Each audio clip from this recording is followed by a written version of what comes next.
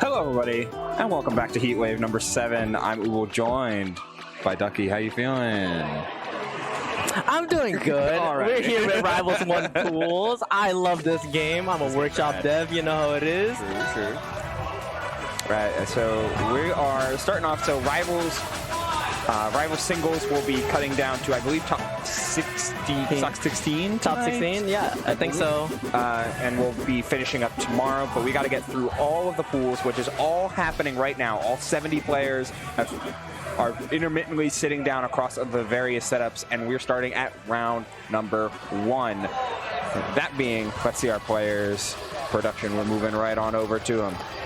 They're gonna be going over. There he is. Starting off with Heels, representing the character that he does not play in Rivals of Aether 2 because he's not there. It's Sylvanos. And Scooby also following along with the trend. We're going with Hodon. Hodon. So I think this is the best way that we can start a Rivals 1 stream, where it's like after, with all of the talk of the sequel, going to some of the most out there characters in Rivals 1, I think it's appropriate. Yeah, no, like one of my favorite things is that, new Rivals players, they don't understand what like the unorthodox characters are, right? Yes. And then the trash talk is gonna be legendary when it comes out. Oh yeah, it's gonna be fantastic to see how just people adapting to a charge character in a dedicated charge character in a platform fighter, the only one of his kind, and whatever Sylvanos is doing at all times. Planting trees, planting grass, whatever. Yeah, you just gotta if he runs, he plants grass, but it doesn't stay too long unless you plant the flowers, and also downstrong is inverted. So and Hodon's not there for long either. Yeah, it's just a battle of some brazen offense there. The charge up dash attack still going to set up for yet more combos. He's trying to keep up with the charge nair. No dice though, as we're running back and forth heals. Looking to try and set up with a launcher of his own, but nothing quite landing right now. Yeah, Scooby's doing really well with keeping Sylvanos out, trying to keep their charge, making sure that they don't recover for free. Nice projectile. Yeah. Those charge fares need to come in clutch. It's arguably Hodon's best move, but just the forward tilt. We're charging up, and there's that charge fare again. Still surviving, using the sweat toss in order to get the empowered neutral special. Whoa! Oh, almost gone again. Bermuda Triangle.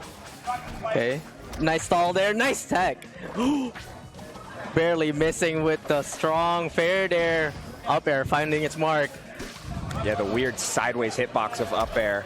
Not getting the true launch. Now we get some back air chains going. Scooby trying to hold any amount of advantage state, or any amount of combo state even, but it's a lot of single hits and then pass it along and reset neutral, if that. I love Heel's idea here of just running off stage because, they need to go back at stage to get control, right, for Scooby? Right. But they just know, let them have the ground and hit him with a bear. That tipper bear is kind of the move right now for Sylvanos, or that up air, not quite going to do a good DI. Amazing. Back on stage. 201 after that final hit. Thankfully, getting the catch with the jab immediately after the ledge dash, so able to convert that into a tipper fair and close down that stock. Oh, up strong. No tech. No switching sides either. 101. Nice strong fair. All right, some sweat spirits coming out from the Elementalist. A lot of moonwalks back and forth, always respecting that chomp space as much as you can. But Scooby needs to engage with a little bit more proactivity whenever Heels is off stage, or else you're just going to let Sylvanos back for free over and over. No air dodge. That's tough.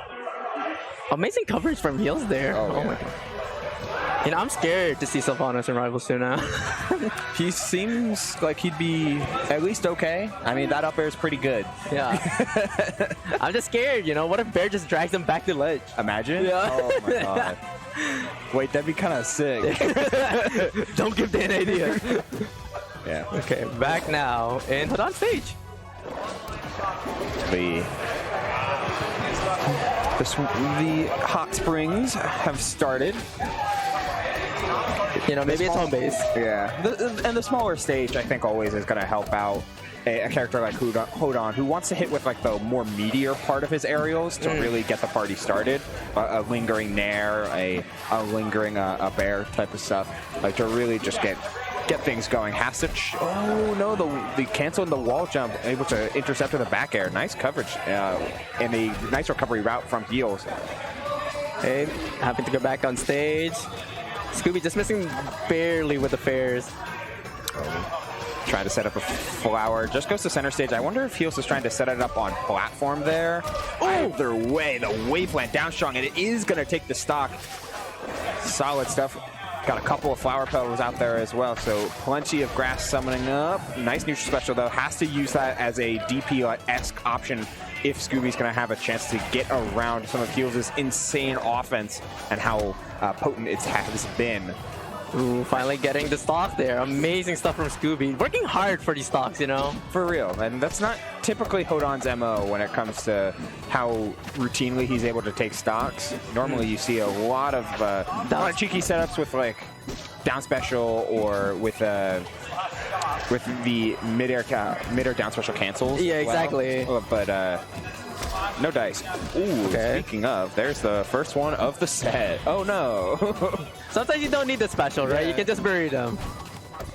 It does set up for a tech chase. Ooh, nice knife. Yeah, a call out with that back air, bringing us to an even final stock in game number 2 of this first set. Best of 5. The entire bracket is best of 5, so we're going to be having some good times regardless. Well, that forwarder connects, but no dice. Oh, nice parry. You know how fast this game is. Oh, yeah. You got to be quick and nimble when you need to, and that's exactly what Heels has been embodying with this Sylvanos, like a truly flexible and I mean, you saw their nimble type of playstyle, despite Sylvanos' No way! I can't believe that whiff. Sylvanos is so low to the ground. The amazing movement. This dog is moving. He better be. That's one of my favorite things about this game, of how, like, mobility? Yeah, mobility-wise. So fits like a glove. Really made me feel good. After playing Melee, That's, I think, the beauty of Rivals and Rivals 2 and, like, the main games developed by Studios of Ether. Like, they really embody the ethos of easy to play, hard to master. Exactly. And that goes for Rivals 1, 2, Dungeons, Lovers, technically. Lovers? Speedruns. Oh! Again, the downstrongs are just, they are a built-in DI mix-up as long as Heels is able to play with any sort of forward thinking and like turn around with his wave dash. There it is! Oh, finally! Big early stock there. Flash kick goes dummy, and it's just such a premier starter. But we're getting the drag downs. As long as you just don't get put in a blender again, the nairs. We know how scary it is. Uh-oh. Trying to intercept with fair, but the howl comes out. No grass, though, in order to really intercept. Oh, man. Triple back air, and he's still DI'd in. Ooh, nice spike. Still in the lead with that trade. Uh-oh, and a parry. Went for the DI mix-up, turning around that time, but Scooby anticipated it. Tries again, and not the second time. You know, what they always say is the house always wins, right? It really does. It really does. Let's go gambling. Oh, dang it. Uh-oh. Let this not be an oh dang it moment right now for Scooby. Yeah, trying not to get 3-0'd. Oh, the chomp finally commits to the dig through the stage for the first time in a while, and it ends up Scooby ends up having the wrong read, or it's at the very least mistimed on the option. That hitfall up air 1 was clean. The power wave into the up strong. And that's going to set up Heels good for a 3-0 and a handshake, moving him on to the next wave of bracket. Damn. Does that Heels good, or does that feel good to get that up strong, right? A little bit of both. Super slick stuff. Oh, we get bracket? Shoutouts. Getting a DQ. Yeah, you can see it right there. Heels good over Scooby was seeded to happen. And if everything approaches as seeded, then Heels will be playing against ZB, which is probable. Yeah. That's an interesting match to see. You know, ZB has some workshop characters in hand too. Yes, yeah. Oh my god, ZB has like 4 characters. With like the Krag, the Edois, the Malo, and the Claren. That's a nightmare, like, rotation, Yeah, right? it's a little rough. It's a little rough. I don't expect the Claren to come out, and I honestly don't even expect the Krag. Like, from how I feel like ZB has been approaching Rivals 1 lately, Yeah. it's been primarily Malo first. Malo's crazy. Like, not a lot of Malo's people super play Malo, I think. Too many bombs, too many grenades. Yeah, a lot going on, a lot in the headspace that you have to keep track of, and then the additional fact of some of the multi-hits just like not working as consistently as you would like, or as you expect them to at least, and it can create some really frustrating game states for both sides. Yeah. Well, you know, for Malo, at least the solution is to just throw more grenades at that point. Just have like another one ready, like, and that's always that's always the fun part at the very least. Not sure who we'll be getting next up, but we got some players sitting down, some discussions happening with our lovely producer. But welcome, everyone, to Heatwaves 7, the day 2 of 3 here in Arizona, Mesa, Arizona. Mesa, Arizona. And you know what's the funny thing about Heatwave is that it's very cold outside. Yeah, it's a little chilly. What is happening? It's November. It should be cold. I'm from the East Coast, so like... Yeah, see, but that's the thing. This is heat wave. They know we're gonna have a heat stroke, but Yeah, that's fine. it's actually normal weather for us East people. It's kind of nice. Yeah, I'm chilling. I packed with my winter wardrobe because that's what I had out, because it's November. Yeah, that would have been one bad mistake if it was that actually Right. 100 degrees just a couple weeks ago. Ooh, not interested. Not a fan. No, but this is super. Love this event. I haven't been as frequent with attendance like some of the people here. I know, MSB has come to every single heat wave, so this being my second, it's a absolutely great time from the previous year where Rivals 2 was first had its demo. First playable demo was here at Heatwave 2023, and it was sick. And now game is fully out, and SBS on the game. Yo, he's not the one playing right now, but we are restarting the game as Rivals of Aether has been known to need. We are getting HKP, who, if y'all were watching the stream, this is this player you might be familiar with from his Rivals 2 Zetterburn, and he plays the same character in Rivals of Aether 1. Meanwhile, playing as hi Steven. SBS the King, the God. The King. I love the name. Max Hacks for Snacks. Max Hacks for Twitch.tv. Max Hacks for Snacks. You know, the buffet here, Jake's Unlimited, bunch of snacks. It's you kind know? of there. It's kind of, it hits. Yeah, might have the advantage. Yeah, you could. Scared by the food. SBS with the mustache. Good games. Shake the hand. All right, so Max is sitting down. We still need HKP, though, wherever he may be, though. It's important to acknowledge, at the very least, that this is a packed venue, a new high, a new record, that's the word, for Heatwave entrance, 175. 175, yeah. It is quite the event. Oh, okay. Okay, who is that man? Who's that man? We are resetting the camera. Yo, what the controller though? Controller. What? That is a custom box? Custom hitbox. Okay, Crazy. HKP finally making onto stage, sitting down. Yeah, so I know for sure this will be Zetterburn from HKP. Not sure who Max will play. But with a box like that, it literally could be anyone, because Rivals of Aether is a technical game. Hey, look. High input dexterity. If I can play on an arcade stick, anything can happen, right? True, true. You play on an arcade stick? Don't worry about it. It's a Wait. yeah, like with a Huh? lever. Oh my god. Eight directions. That's it all. That's all I got. You know what? You got it. I'm impressed. As a workshop dev, it was kind of bad because now everyone who didn't play an arcade stick, it felt good to me. Right. And then they were just like, "Why would you make this character?" And I was like, "I don't know. It just feels good." Doing like playing like it's Street Fighter. Yeah. It was heaven. Now, I remember hearing about your workshop character, and when I was casting workshop at one of the Riptides. Yeah.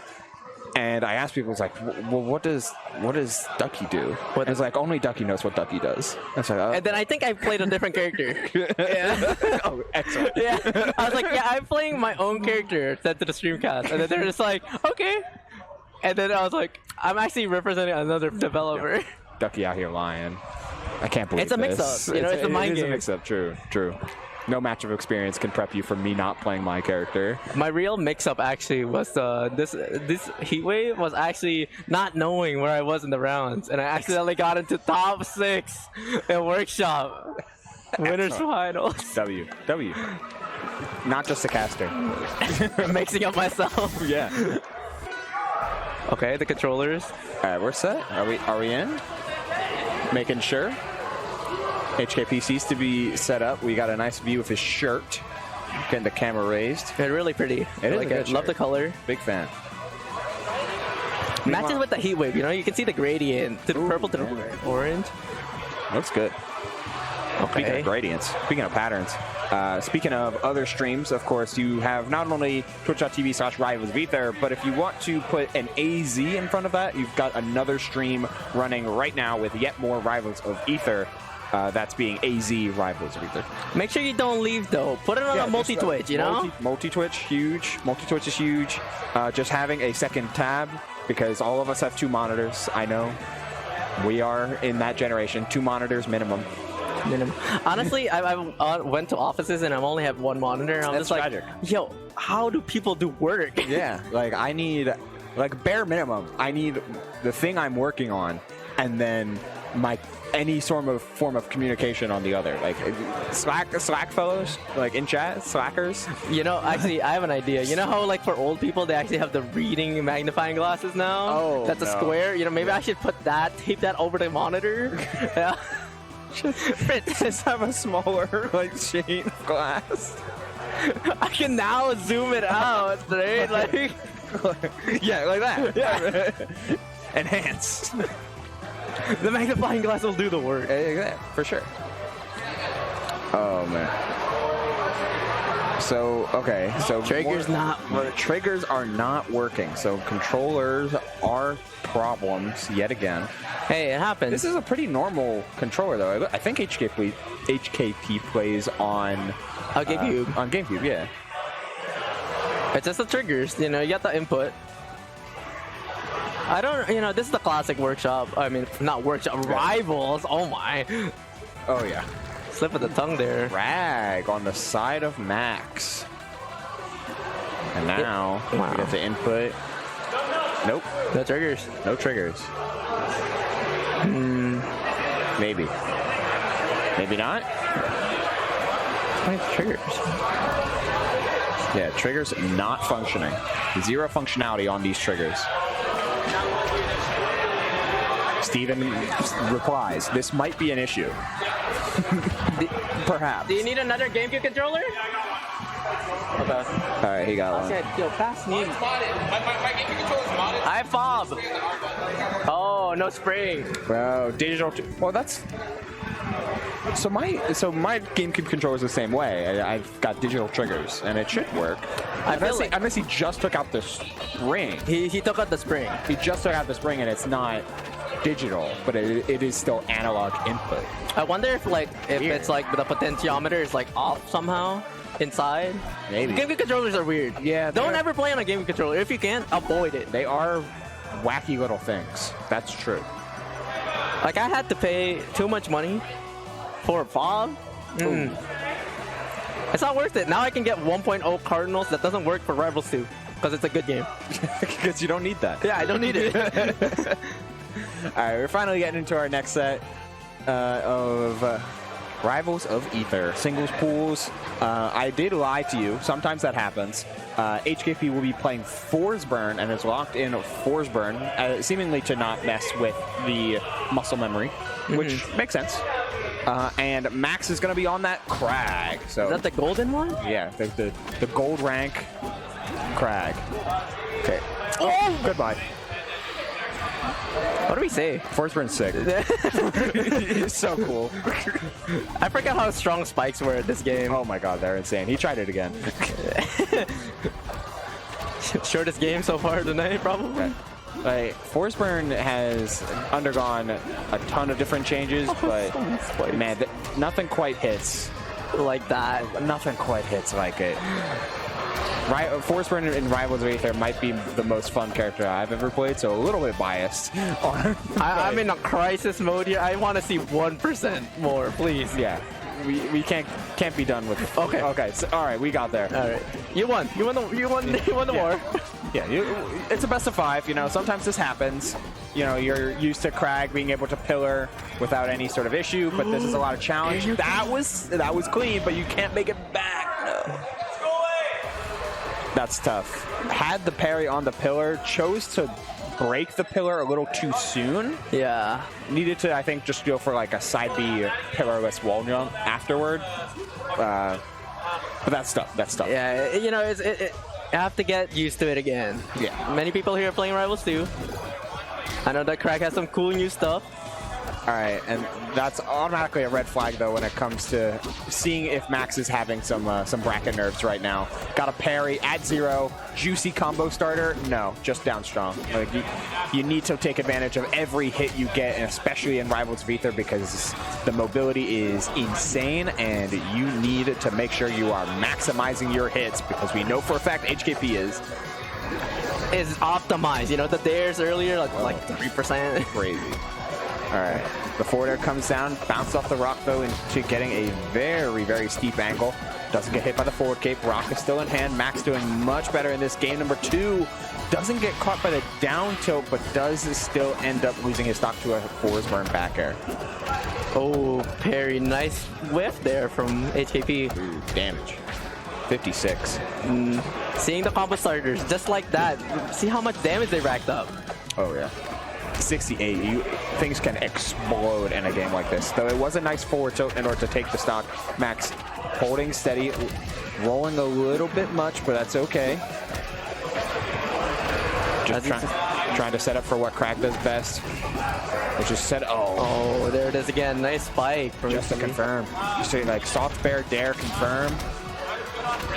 Super heads up. HKP having full awareness of when pillar is going to get spawned. You know, I feel like it's just like an experience difference here, right? A little, yeah. But you know, we would like to see our like good players, everyone of all skill levels. And like Max hasn't been performing bad. It's just I think what it comes down to is, as you were saying, with an experience difference, like as this would be triple back air. Yep. Gross, but sick. The difference being Max is steadily adapting to how HKP has been playing. Meanwhile, HKP is acting on information he already has, not necessarily of what Max is doing, but what typical Crag positioning looks like. Exactly. Especially like, you know, if you're the underdog in the story, you have to start with the tempo. Yeah. I feel like HKP is just pressing a lot of buttons. They're not scared of what Crag has to do because yes, they already know what the good positions are. Max feels like they have to find that out just right now. Yeah. Starting on level 1 is a very, very key way to not only getting into a lead early in game, but also just to take games outright. Especially given the punish game has been absolutely prolific. As I say that, he drops a combo, but it's okay. And we see Max now like recovering way farther instead of like closer to avoid that spike that usually hits them. We know the parry flashes has been up. Oh, the lingering back air connects, but nothing too crazy. Clone pops to slow down that side special, but nothing. And again, like still holding on. Oh, has the read, but doesn't have the spacing for cape into dagger. Okay, HKP putting on the pressure here. Oh, very deep. The smoke gets spawned, covering a ton of space already, and just like that, we are back in the blender. Just going for jab 3, maybe meant to be tilt boosted down tilt or up tilt. Either way. I feel like HKP is getting a lot of just from the jabs. Because, you know, you can just tech chase at this point. Yeah, Forsberg already having one of the better jabs. Like, it's jointed, it's flexible. He's got an insane initial dash and a really good wave dash. Misses the follow-up, though, with the combust. Had the up air to confirm into it, though. Max lands the down special into the forward air, trying to set up for it yet again, does so successfully. And we go back to the snow, misses the up strong, just off on the spacing ever so slightly.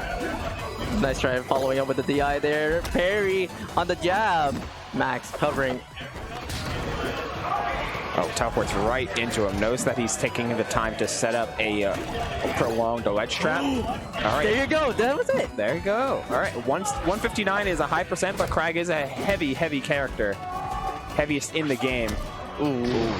But not heavy enough in order to survive a down strong on top platform. You can avoid the confirms, but you know, one good read like that. Yeah. That's all he takes. Oh, onto the blender again. Max escapes. Setting up for something interesting. Ooh, nice blender.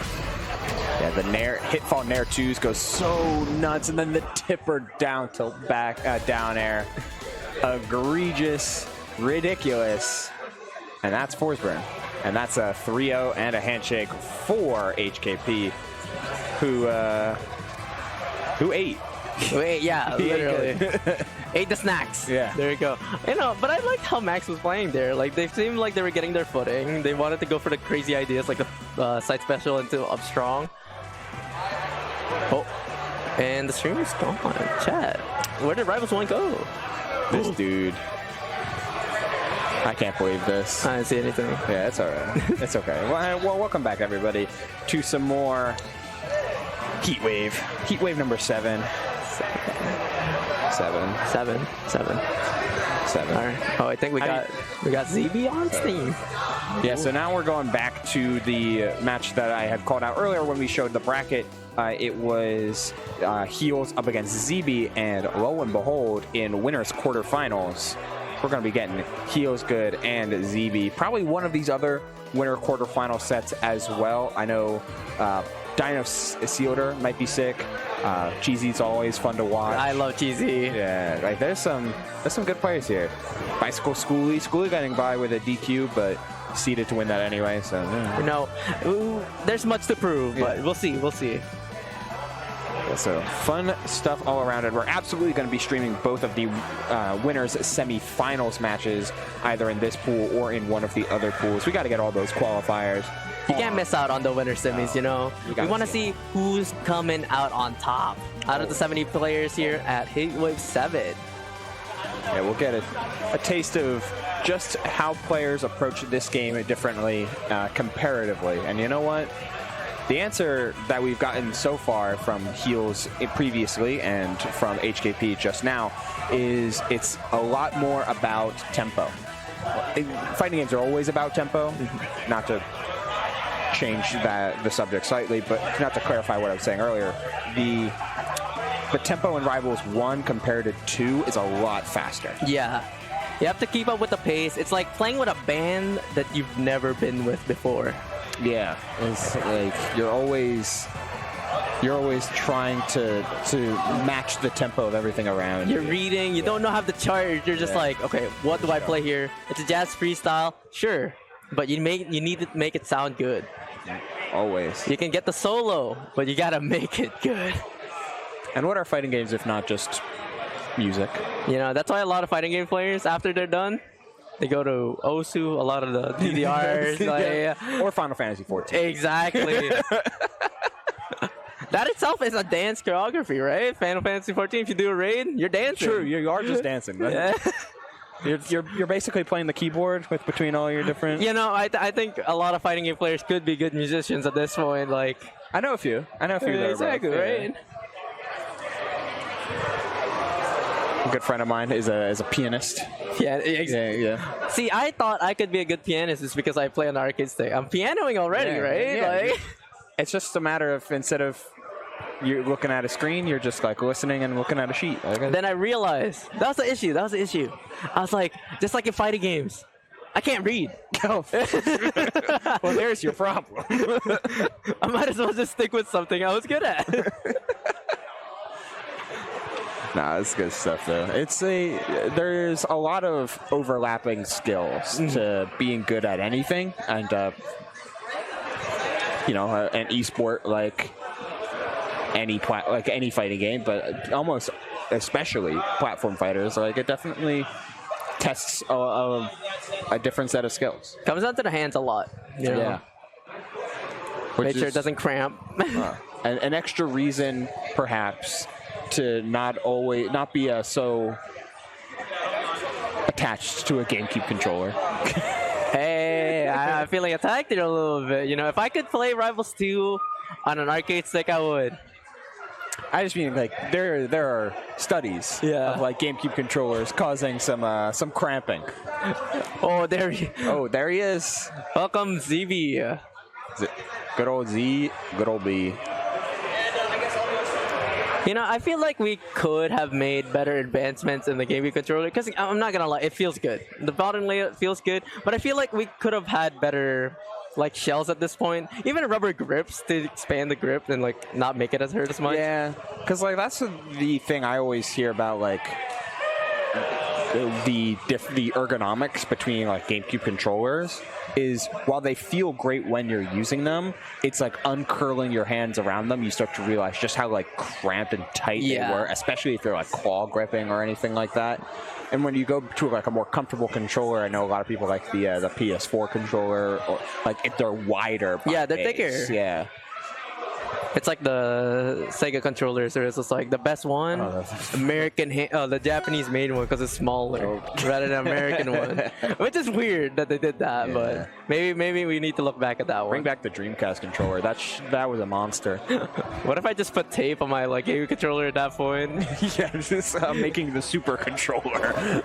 It's modded, right? It'll plug into everything. The TM's gonna be like, we gotta split that. We gotta see what's in there. Yeah, let me crack open your controller. It's buzzing, telling you what move to do. Controller nonsense aside, we are not getting the Crag from ZB. We are getting the Sylvanos from Heels. It is going to be, at least at the moment, ZB has locked in Edoas. I wonder how confident they feel about that. I'm not sure. Edoas is already a character that feels like is like Feast or Famine incarnate. Yeah. With so much of what they can do at any given time, the flexibility of ice as a mechanic. Of course, we will have to go back to the starting screen again. Back to Steam. Oh, the Steam inputs, enabling Check it out. Okay. I see you. Okay, the DPI is crazy right now on the screen. Players are professional here. Want to get back. They know. They're Rivals players, as these two are, experienced with Rivals of Aether and all of its quirks. Yeah. I'm good at the Alt F4. Oh, yeah. I see the Galaxy. GG's. GG's, well played. Or even better, the GG's, we both play bad. We both play bad. GG's, we both play bad. Bad connection. Bad connection. Are we in? Why we moved to Rivals 3D event now available. Rivals of Aether 2. When's Rivals of Aether coming to the PlayStation 1? I'm gonna stand here until you're again. All right. They're attempting. It's time for sure. Controllers working. Controllers are connected. Every time I walk over there, their stuff starts working. Every time I walk away, it breaks. Yeah. Just hold their hand at this point. That's Murphy's Law. Like, I haven't even done anything, but every time I'm over there, I'm like, oh, their controllers are working. It's great. I think they're just scared. The controller's scared. Yeah. A watch pot does not boil, so Steven, leave the room. Yeah. All right. Sticking with We are button checking for sure. The buttons will be confirmed. Okay. Both four-legged animals. It's gonna be crazy. There are a lot more quadrupeds in Rivals 1. With like Sylvanos, Orcane, Edoas. Those Kind of Eliana. Kind of. I mean, they're crawling, right? Yeah. All right, starting off. All right. With the icicles, there you go. Can you parry in 100 ping? That's crazy. It's the place to start, and that's why you see the grounded up specials come out from typically from Edos's or just some standard forward tilts. Oh, okay, goodbye. Okay, Right, we take a nap. Quick little sleep. It's kind of chilly, you know. Ooh, called out. We are setting up for as much of these flower petals as possible. Covering as much as merchant port as can be. I just realized this is gonna be a fight for land. Ice and grass. Oh, They do not overlap. If you put ice down, it will remove the grass, and vice versa. Ooh. Ooh, okay, just the parry into the up special. That's a top player right there. Nice DI. Yeah, I totally lied, by the way. They do overlap, so it'll just be a matter of like literal stage control, or the idea of stage control rather than the literal stage being controlled by ice or grass or what happens in between.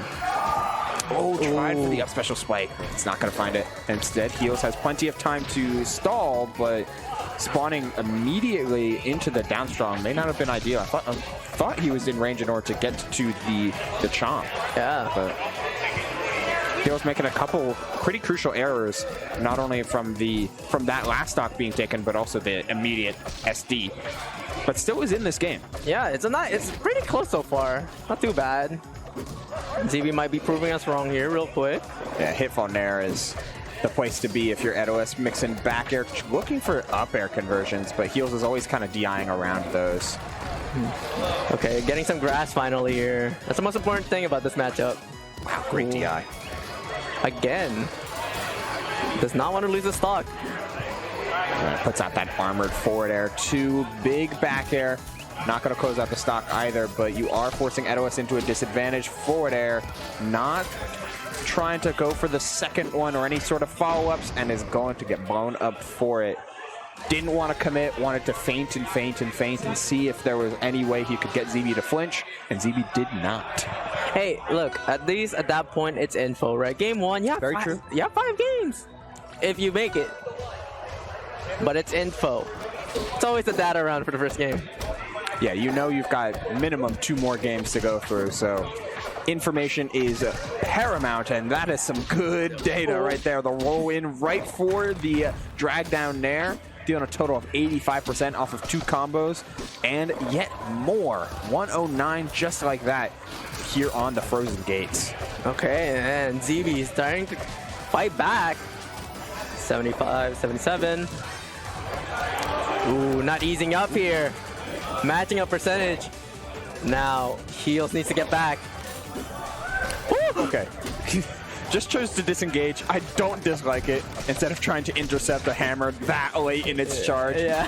Whoa, but the armor there from ZB was so good. And then he resets that same armor yet again. Up air, purpling. That's gonna get that stock down. Game 2 with ZB in the lead yet again. Now with the armor here, it's kind of very scary. Ooh, another SD. Oh, man. Hate to see it. Ooh, the up special interrupt. Very smart from ZB. We are at well above any sort of combo percentages, but dash attack will do it. Dash attack gets you home. Can't DI everything, right, ZB? Yeah. I'm surprised that didn't purple. It was dash attack at 217. Like, Yeah. huh? Glowing on. Yeah. You may never see that. Okay, up tilt, blender. Too much respect, I feel. It's a lot of respect, right? Like, you landed the hit, and you played the tech chase after, which, granted, is something that Sylvanas Nair does set up, but I'm almost surprised that we're not seeing a little bit more gumption, right? Like, a little bit more, I need to make this comeback ASAP, and instead, by playing too far back, you're giving ZB just full reign and full control, and that's going to not do it. Okay, never mind. Okay. We didn't need that. Come on. There's just one blender mix, right, Heels? Oh, with the pedal wave to go to boot.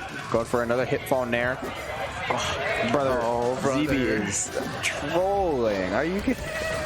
Like 200, I can make it go up there too. Can we get oh, dash attack is what does it. Is that the revenge? And ZB then eliminates his opponent. I didn't get what I wanted. Yeah. ZB up 2-0 here There's no against free will. Heels. All right, considering the stage yet again here is Heels. I didn't dislike Frozen Gates, but I think if you're trying for something bombastic, like something really Sylvanos favored, maybe you try a Spirit Tree if it's not banned. Yeah. Anything here just to prevent ZB from moving forward. A couple bans go in immediately. Okay. Merchant Port. All right. Okay. Then ZB in the lead again. Yeah, start off strong, but this is opening combo round, so like you're not trying to make too early of an assumption and get desperate right off the bat. Desperation is the enemy of logical thinking, so You can't let the nerves get to you. not at all, not at all. Okay. Heels getting in there. There we go. Nice cancels and fastballs. Yeah, hit fall up air multiple times over. Lets the down special rock, but Heels plays under the platform. Nice snipe with the back air. Heels looking strong at the moment, but the confirm That was crazy. off of icicles? That's nuts. And now you've got armor set up too, so you need to deal another like 30% or so in order to break this armor if ZB doesn't just break it himself. They got time to play with too. No need to approach. Another dash attack and getting wave dashed out of. Interesting. Oh, goes for up tilt there. And at 197, I think we were well out of any true confirm ranges. You just need... Oh, I thought that was going to be an up air for sure. The Sour Fair. We're a glowing HUD again.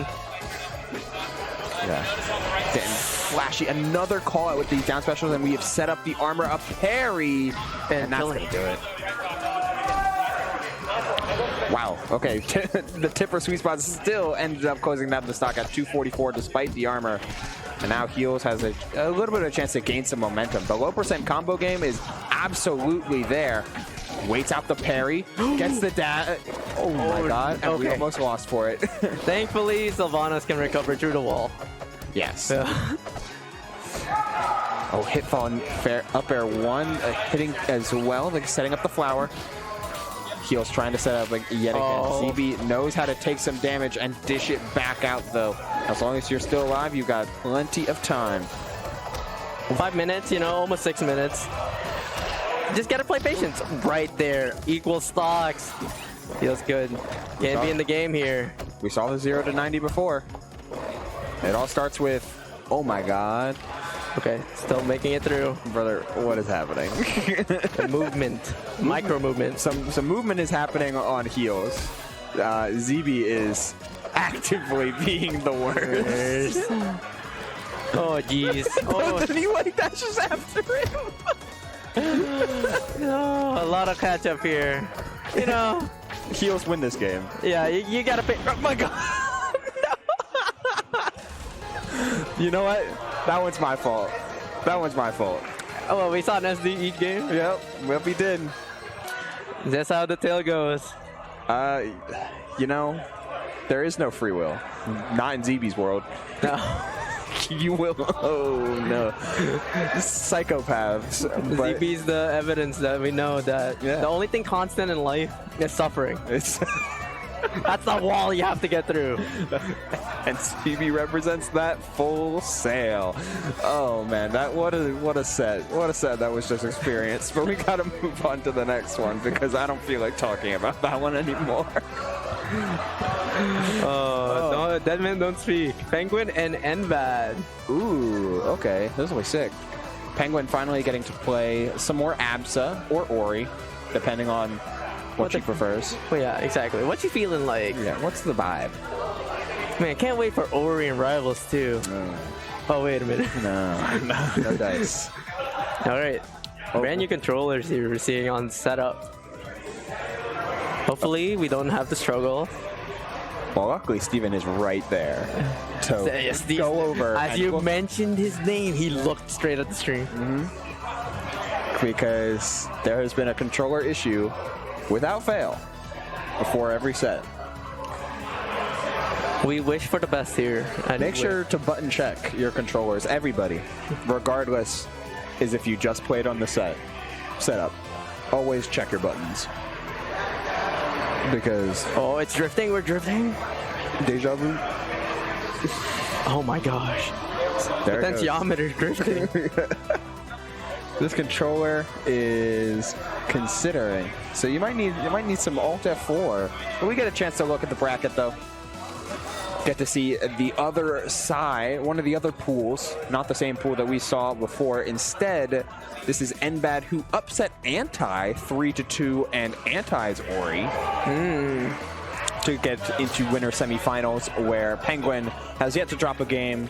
3-0 over Penguin, 3 over Renzo in order to get here. Playing against NBAD in winner semifinals. On the other stream, what is happening is Juno and Chompers.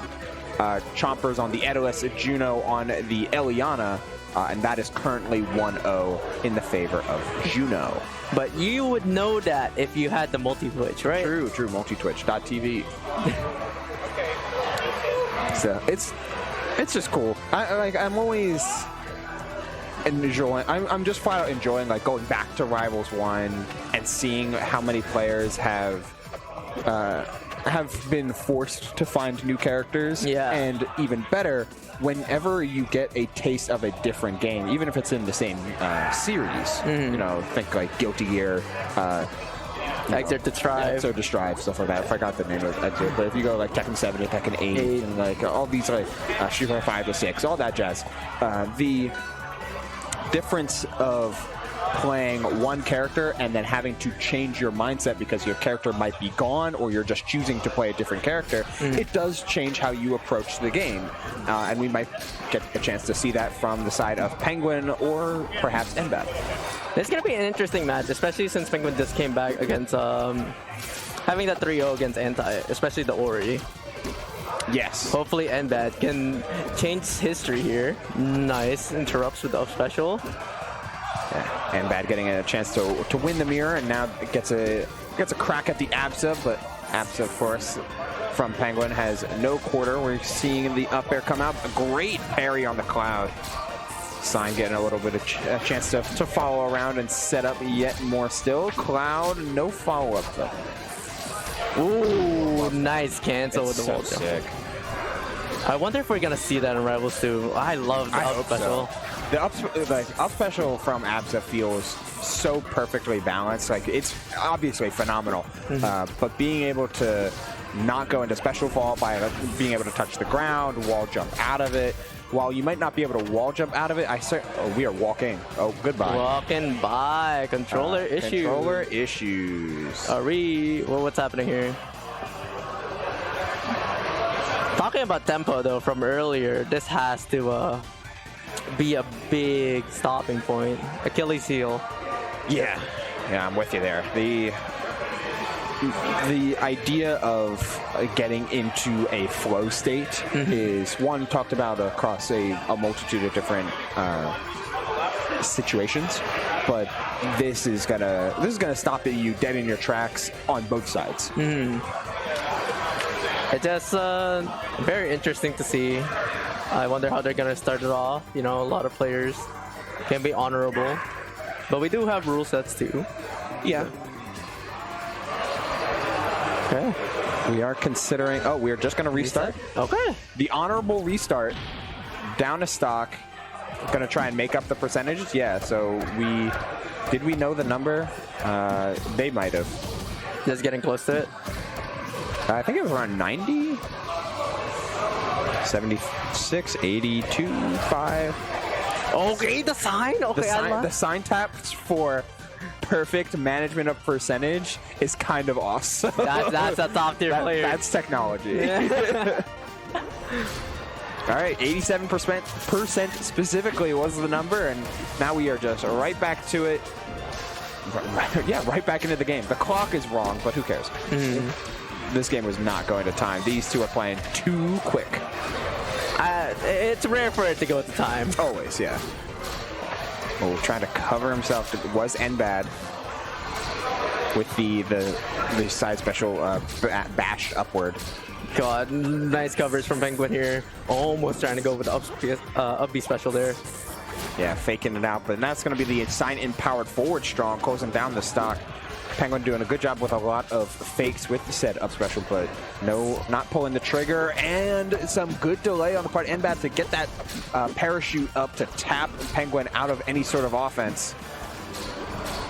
Sign gets a chance to pop, does so, and we find a super late nair. I love the usage of Bash on the clouds. Yes, it's so smart. Oh, Thunderline. Great DI. Goes for, that was a full commit down air, and N-Bad gets appropriately punished for it with his stock.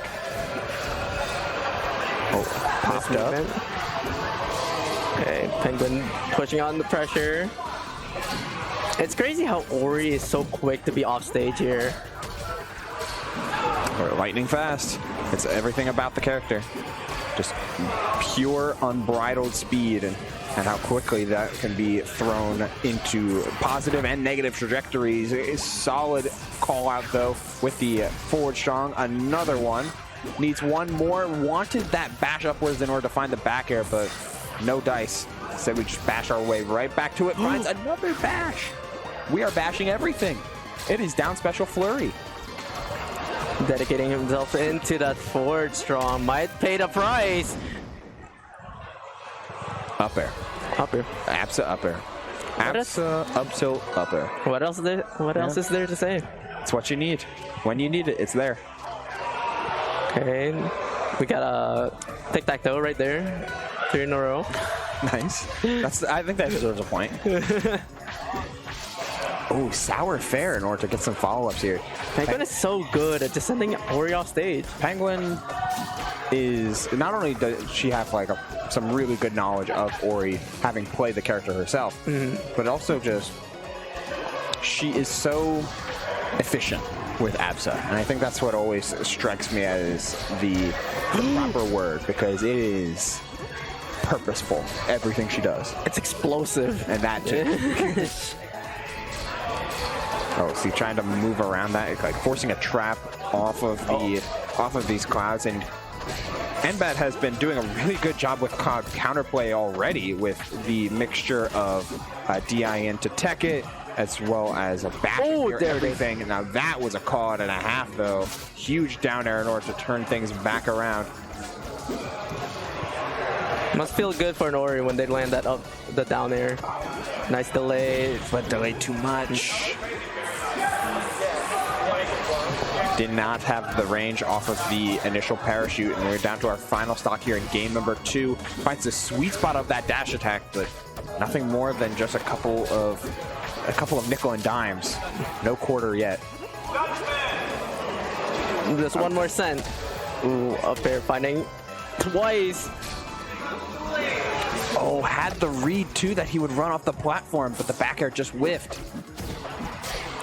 Seems like Penguin is doing a lot of delays on back airs just a little bit, whether it be with like run off plats or just like slow falls in order to, missing the bash there on the cloud. That's rough, that's rough. You know, you gotta, you play quick, you die quick too. It does. One of the biggest things about Ori is it is unbridled speed, but that can also borderline on uncontrollable in a lot of ways if you're not fully connected to it, right, or fully practiced. And Penguin's doing a very good job matching their pace here. Oh, and DI'd out, but didn't drift in quick enough. That's tough. Sweet spot Absa forward air can just be that move sometimes. Much more against Ori. Light it. And the bash. Yeah? All right. We're hanging Show out. us the tag. Show us the tag. Air Armada. Oh no. And well, I don't know what to say. Yeah, I mean that's a tough one. You just you DI, your drift DI is a little bit late, so you get blown up by Absa forward air without needing the second one because you're trying to play around the second one, and then Missing the bash, like cancel. yeah, and then just kind of SDing twice effectively, right? Like those are just kind of execution errors, and unfortunately for players of this game, execution errors often mean you lose your stock and not you just take some damage or you take a bit of a pot shot. It's not a forgiving game at all. No, it really There's isn't. no ledge to save you. You can't. Let's dash. You know, the game keeps going on and on. There's no downtime. Nope. No way to start downtime unless you're like exactly Palm, I guess, kind of. Maybe. But everything is forcing you to move and have some level of propulsion, as is the nature of Rivals Vther. Unfortunately, we will be seeing a pretty anticlimactic 3-0, but Penguin moves on into the next phase of bracket and winner semifinals as we get another semifinal set. That was sick. Again, side stream, hot set going on there. Multi-twitch. Mainstream, though, we will be getting Cake Assault and MSB. We're moving into the 8-3 pools now. I got to look at some loser side there, but we're back to this lovely pool with HKP and Max Hacks for Snacks was one of our earlier sets. HKP is also waiting in winners semifinals where he will play against Vale. Ooh, interesting. Hot set. But we're going to be getting Cake Assault MSB. MSB playing, not Palm, oh my god, Olympia. Olympia. Ooh, that's a classic character. And then Cake presumably playing Forsburn, but I'm not sure if he's like just sandbagging. I don't know. Maybe he's sandbagging. But Well, we'll see soon enough. presumably it's Forsburn Maybe when it gets serious. when it's for real. We don't need a Scorpion Master right now, shall we? Okay, Max Hacks for Snacks right there. Ready to game. We're gonna learn. Absorb the knowledge. Yeah, we'll get to see maybe Max a little bit later, assuming he's still in. Assuming he's still in. I didn't get a chance to look. It is Forsburn. It is the Force. Okay, Force Olympia then. I wonder how that's gonna go. A lot of punchy characters. Yeah, so Olympia has always been, I wouldn't say problematic for Forsburn, but definitely able to play through a lot of Force's more typical traps because of how directly powerful so much of what Olympia does. But Force has such a good job of like making Force's own secondary mechanics and generally good movement is able to shut down a lot of opposing secondary mechanics so well, like clone and wave dash jab, baby dash jab, and so much more. And Smoke as well is able to counterplay all these crystal shenanigans, but then Olympia makes up for it by being so strong. Why? It's my birthday. That's But I respect it. It was sick. it was sick. If it killed, Yeah, I mean, it would have been cool. I believe in it. As an Olympia main, sometimes, you know, Sometimes. I got secondaries. You really wish that up B would just kill sometimes. It used to. I'm glad it doesn't as much as it did before anymore. Oh, that tipper down tilt was brutal. Almost able to find the down air conversion off of it.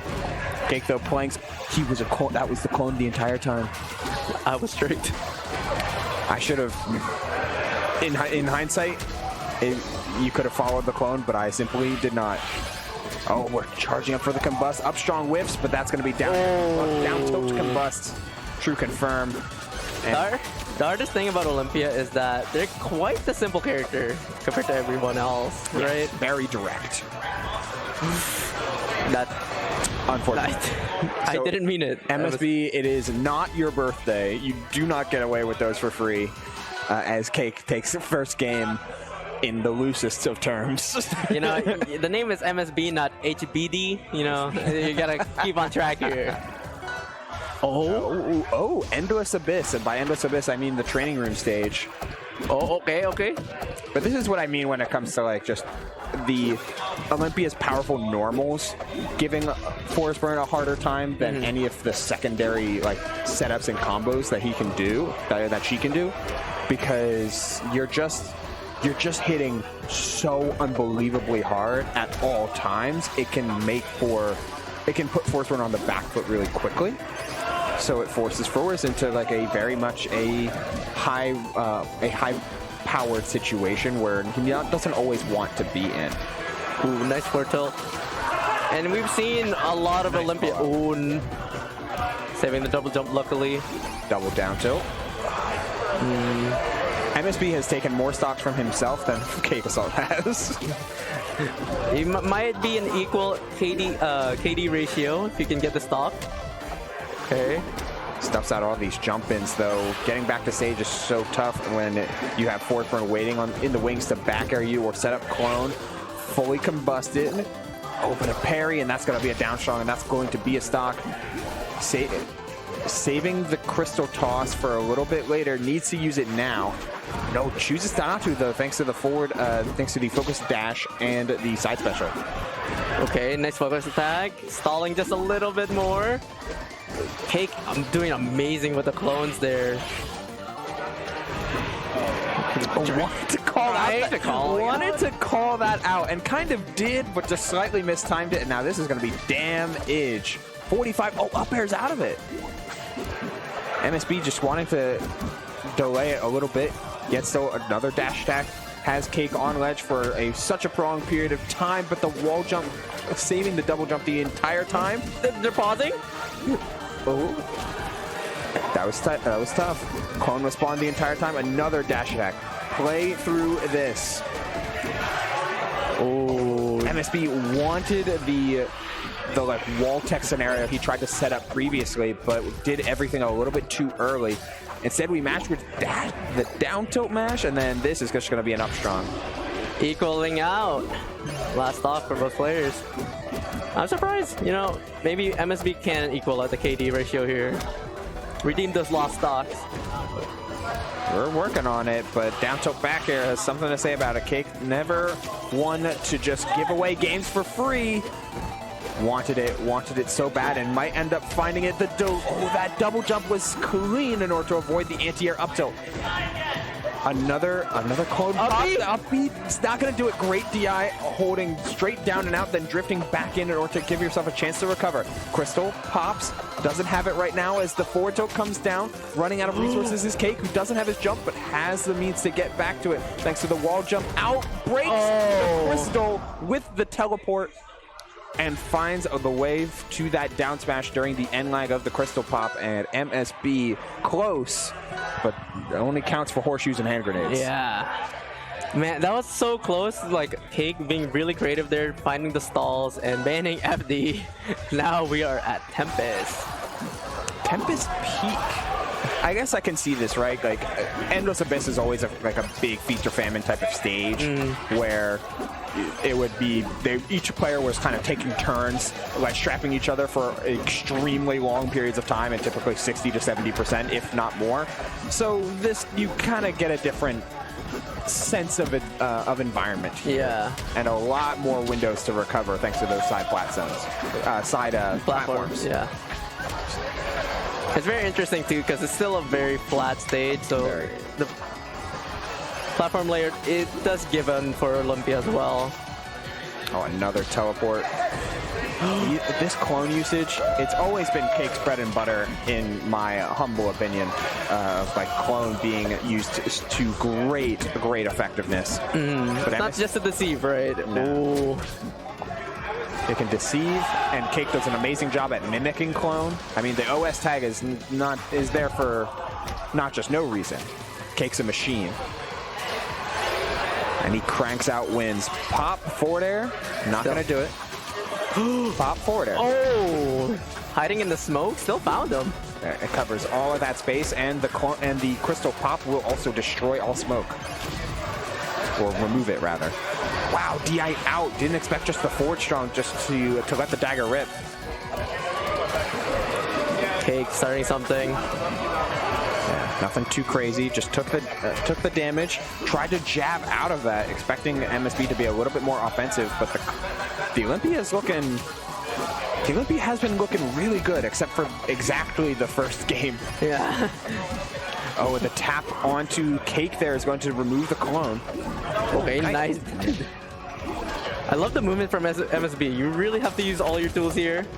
You gotta use it creatively. It's Olympia's fatal flaw. Like, you need to utilize a lot of these movement tech specifically in order to get around. Ooh, the clone pop has the means to make it back and get to that platform. Perfect use of the counter pick. MSB so quick with it. Cape will always be able to beat out these side special dashes that we're seeing from MSB. Who is just watching Cake sit there, crouch canceling and trying to find the down tilt. And you know what? It's there. Okay. Oh, that's it. That's not it. That's a top player. It was sent the wrong way in order to close out the stock. And now that second time we were too low. We're missing the forward air after the crystal pop.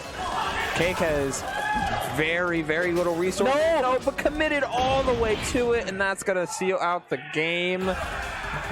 Wanting it all and finding nothing. You know, I get it. You want to go out cool. Yeah, and if you hit it there, you get a little bit of extra height, so you're able to drift back. So, and maybe get to the platform. Either way, MSB, except for the times where he bet it all on black and missed. It was on green. Yeah, don't play roulette, everybody. Don't play roulette. Gamble in more effective ways. Yeah, like Rivals do. Like I don't know if Twitch has gambling up, but maybe it does. No, it doesn't. Can't mention that. Oh, right. Of the 50-50s. The 50-50s, true. And now we're gonna have the winner guesses. I don't know. HKP and Vale. Yeah, so we are going back to HKP, who has locked in the Zetter burn this time around. Vale on the Eliana. Hopefully, get past the title screen. Yeah, we'll consider. We'll think about it. We'll think about it.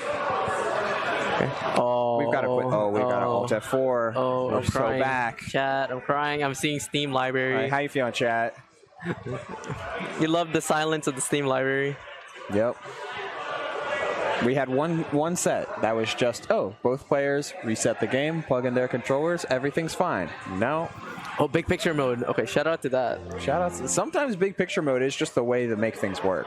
Like, I know that's just, it just sometimes registers controllers better in big picture mode. Mm-hmm. Because it enables like Steam input like mandatorily. Yeah. The best thing about it too is that like you don't need the keyboard and mouse now afterwards. Makes running the bracket way easier to events. Okay, we're launching. Absolutely huge. Oh, excuse me. Been a long day. All right, on the secondary stream, what's happening over there? That is Elky's and Spiker. Ooh, more fours. And some Maple. Character that just doesn't feel represented a whole lot. Maple, I mean. Yeah. Very few Maple players. It's one of those like fundamental things of like how Ori was, where you play fast, you die fast. Especially in this game that's already really like breakneck speeds. It's kind of hard to keep up. But I think for Maple in specific, she is able to slow the game down more effectively compared to someone like Ori, who's all gas, no brakes. Because the existence of Lily. Yeah. Like, you have a place and a play style where you can set up and play exclusively around Lily and manipulate your game plan around that, rather than try always to be, I hit my opponent and see where it takes me, or I try to outspeed you and outmaneuver you. Maple can do that, but can also play completely differently, can play more grounded because dash attack is crazy. All that jazz. And like with Ori, like I guess I would agree, since Ori like only has Sign, but Sign would only like just follow you around and not like something that you could just place down on the ground. Yes. Can't even just throw seeds out of nowhere. And if you want hit stun, you have to hit them. And then otherwise it's a polite hitbox. Sign is extra effective once you've already won neutral. Advanced defense. Spiker seeming to have won there. Good job. Well-deserved pop-off. And we are in the tutorial. Oh, yeah, we're practicing some defense. I always forget how to tech. Seeing which profile we want to be under. Knuckles. AS? Yo, Knuckles? We got 3 players. Who's the third player? Controller trouble is here. There's the ghost. Do we need a different controller? What's happening? Or we're alt F4ing out of it, that's for sure. Veil, a TO of her own. Struggling with now the worst nightmare you could have. Controllers. Yep. HKP is sitting back, watching it all happen, thinking about what could happen less. Far from bad. Far from the worst thing that has happened, but definitely not the greatest Rivals of Aether day here on the mainstream. But we'll boot it up again. Thankfully, the game's load times are basically non-existent. Yeah, thankfully. Very optimized game. Thank you, Game Maker. Thank you, Game Maker. No loading screens. Thank you, Dan. Thank you, Dan. Dan for Nathan. Flashy goodness. All right, we're seeing. Well, we've got here. one controller now. Oh, no, we are on Olympia. No controller connected. How are we feeling? All right, we need a Xbox controller to the front office. What do? What to? And thus, the man himself has come to try and fix the controller. Let's go, SVS. So, you know, cheers, everyone. Thanks for watching. Thanks for sticking with it thus far. Rivals of Aether is certainly one of the games that works. And when it works really great. But sometimes things don't work. And that's okay. It's okay. Because there are still plenty of times where you can play this game in more controlled conditions. Of course, Rivals of Aether is still available on Steam. And is still a great time. Steam Workshop is a blast. With... No. You know how much I've had to fight in Workshop. It's a fun time, guys. It's a good Check out Workshop. It's a good time, and you can play silly, goofy characters, and it's great.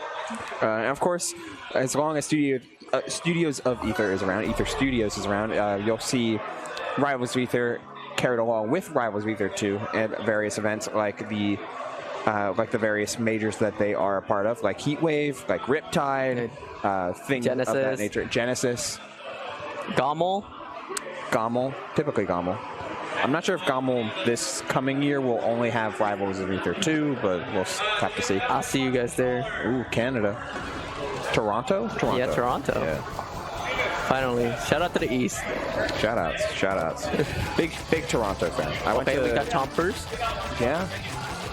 There he is. Look at that. He's jumping. Chompers is here. He's here today. Her Pro controller like completely died. Like the lights aren't even turning on. Oh, well then. Yeah. It's just like the eyes of my soul, the light of my soul. There it is. So we're just hanging out. Gucci did, not Gucci, excuse me, Veil. Free Agent Veil. Free Agent Veil. Shout out to Gucci for the retirement. Thank you for your service. Thank you so much. Yes, Veil had her controller die, so we're getting right back to it. Okay, now we have a working one now. We got the controllers getting set up. Yeah, slowly starting to put things together. Of course, there is still HKP waiting in the wings, and then Veil gets to lock in that Eliana, and we get to reset tournament mode, and we're all there. Ooh. We're back. I keep forgetting that in this game they have a playtest section already, so they don't have to go into game. Yep. And now we're starting off hot here. We are not even needing to test our buttons. We're just going right into it. HKP and Veil for the ability to make it out of pools, and we immediately SD. Hey, you know, it's a fellow trend here. Best of 5 set. Best of 5. You got 9 stocks to SD. Yes. You can throw away at least half of them and still make it back. Oh, and we are absolutely making it back. This is the Zetterburn, by the way. First time we're seeing Zetterburn here on this stream. And we might not be seeing much more of him if things go the way that Veil wants it to. Because this is just how Eliana functions. We saw the missile movement, we saw the mine placement, steam placed out. We're flying up over heat and taking down the stock. Things looking grim here. But, you know, AKP, we've seen what they can do. And we've seen the effectiveness of their offense. It's just a matter of, can you approach the game on the same axis that that Eliana plays at and that Vale has been articulating on? That's what always makes Zetaburn so hard to play as in Rivals 1, because while the punish game is still absolutely there, and the flexibility and the frame data and the hitboxes, all of that is still there. It's the directness that Zetaburn approaches the game is really hard to play into all the weirdos that Rivals Ether has going for him. Eliana is one of them. Is queen example of weirdo. It's one of those characters too. It's like, if you don't know how to DI a lot of their things, this is... I'll see you next game. Yeah. Okay. Tree top. Ooh, tree top is the answer here, or is the selection here. Shining immediately out of that initial combo. Trying to blow some smoke, blow some steam. Hopefully HKP can get out of the hot spot here. Oh, that was a really good down special in order to make it back, though. Okay. We're seeing the benefits of this stage right off the bat for both sides, where because you have so much of the stage covered by platform, you can basically always be doing a plat drop aerial, which is paramount for a game like Rivals. HKP just barely able to make it back. That was a great challenge with forward air there. I love the use of the down special there. You know, very committed, very brave, courage. Intercepts, places the mine, super late up air, finds another one, and the drift was a little bit late after some correct DI, but we find sour into sweet fair. Even things back up. Getting the parry, the landmine on top. What was she planning? Maybe trying to set up for one of those command throws in order to get right into the mine or any sort of like up tilt start. I love the use against the clouds. They're doing the down special cancel just to get them more actionable again. Oh, we're pivoted right back into the steam. Look at this damage. We're starting to run low on resources. Has to make it back right from this one, and are not going to find the opportunity to try to really, really sweet spot that, but no dice. Spreading out the steam here. Okay, nice parry. Playing it back against Vale. On fire here. Be careful. Went for the rising nair. I wonder if Upstrong would have just closed down the stock. Well, you found it there. Yeah, ignited Upstrong, causing more knockback, of course. Okay, 5% damage here from Flame. Thank you. It's starting to tick up. You need every bit. Oh, but these plat drop nairs are just so hard for HKP seemingly to get around. Wow, the down special got intercepted. Nice dodge on the down special. And back on stage. uh-oh. Ooh, shine up. High end resources here. Tries to go for just a raw down air, but not finding it. Huge parry on the fireball. Gonna get some invulnerability to power through. Attempts for the down B cancel. Nice ledge dash, but HKP back off stage. He's trying to pity flip in order to do the reverse down B cancel in order to get to the lip of the platform and then edge cancel. But it's we are not finding, didn't find it a couple times, intercepted way too frequently. And Vale takes game number 2. Okay. This is Vale up 2-0, and we're going to Rockwall as the stage selection here. That's an interesting stage, you know, more platforms to go through, but more steam to have to deal with. Yeah, it's a bit of an all or nothing type of pick here, but Zetaburn is so good on this stage. The platform height is really beneficial for him, and being able to convert into an Upstrong to kill at like 50, always beneficial. You can see the Rivals 2 Rockwall in the back. the lore is there. Yeah. Well, because that one faces the sand and this one faces the forest. It's been a while since I've seen normal Rivals 1 Rockwall. This stage is sick. There's a soft place. Yeah. a soft place in all of our hearts because we have all had moments where it's like, oh man, Rockwall, and oh yeah, Rockwall. Oh. Disdain, derogatory, and complimentary. Yeah. Slash positive and slash negative. Oh, big forward air finds missing fireball, but no second forward air. Didn't get the sweet spot, rather. That's the strongest, the ever so slight miss. Yeah. Gonna let Vale hold on to this stock further still. Wow, that connected. But missing the last hit there. Okay, finding the strong hit now, but too late for that. Fireball connects yet again. HKP hunting for these up airs. Anything, any stray hit that could potentially convert into either a sweet spot up air, but we might not have the chance to. Goes full on for the down special, and yet Ejecting. wow, I connected. Down Big shot. body. A huge snake and a huge mech. That's just gonna do it. Uh-oh. Very dangerous spot. Yeah, trying to cut down. I like that HKP has been like trying to play pretty much perfectly around these top platforms, really accentuate just what Zetterburn does well, which is a lot of like landing aerials and rising, and then rising back to said top platform and see if he can accentuate that kill power yet further still. I love the movement being used here. Not That making. up air was so good. It was even better, but the overheat just taking the strong, not trying to set up into anything more at these high percentages, shines him out. Overheat once again.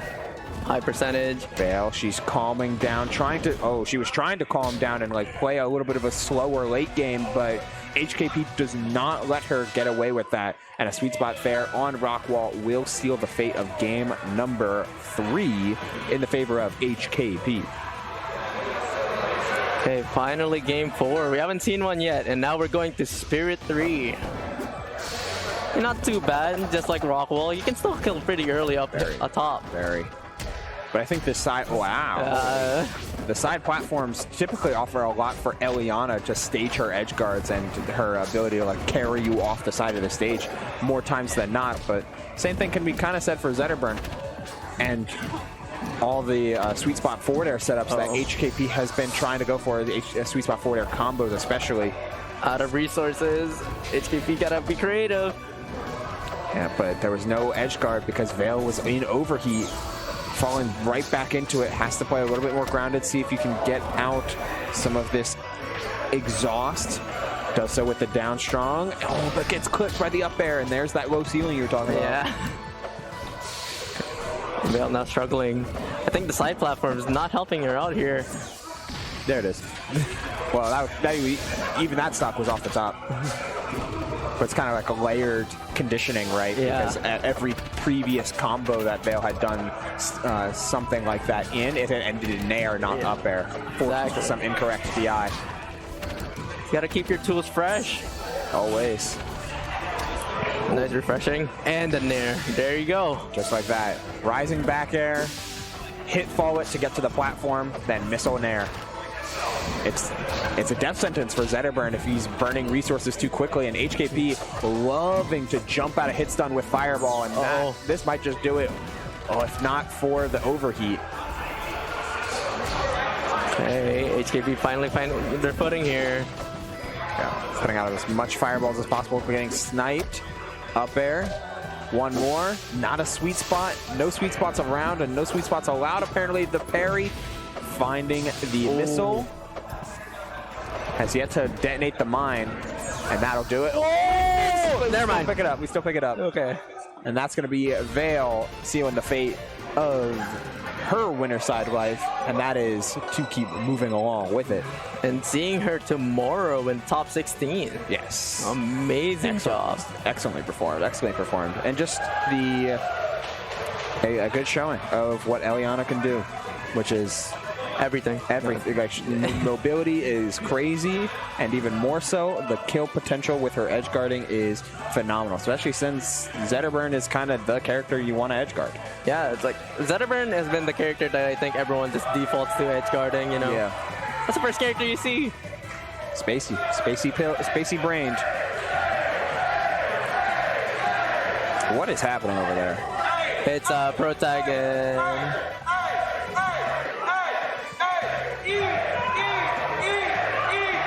We are dragging it down.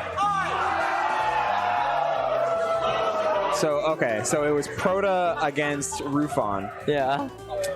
Proto landed a neutral air. And did drag down there a ton. A lot. Hey. Oh, are we doing top 16 now? Oh, okay. Okay, so then production, what's the schedule we're going? Okay, there we are. Short video break, top 16. Okay, so we are going to be throwing it to a quick video then before we hop off our pools block. Top 16 is actually going to be tonight, my mistake, but we'll be seeing all of those players yet more after this quick video and a brief break. So, any final thoughts? Thank you so much for Heatwave. Thank you, Umal. Yeah, Nice commentating with you. Stay tuned. It's your girl McDucky, heading out. See y'all. Good evening, everybody. Live from Mesa, Arizona, here at Jake's Unlimited, bringing you Heatwave 7, the top 16 of Rivals of Aether 1. I am Throne Arg, and I'm joined by... Hi, I'm Cyberhex. Welcome. This is our last block of the night. We're doing Rivals 1 all the way up to top 8. So we got a little more of that coming up for about the next hour or so. Yes, we got some pretty hot sets for you guys. And That no, you I do. was not trying to make a joke about heat, for the heat wave, but we've like this whole bracket has been ridiculous. Yeah, For both Rivals 1 and 2. Like, it really has. And I honestly, though, when it comes to the Rivals 1 bracket, I kind of feel like we've had some really wacky brackets this year, especially with people kind of transitioning over to Rivals 2 as their main game. yeah. This one actually is sticking a lot closer to what you would think, like, like an traditional RCS top 8 or top 16 would look like, which I think is kind of funny, honestly.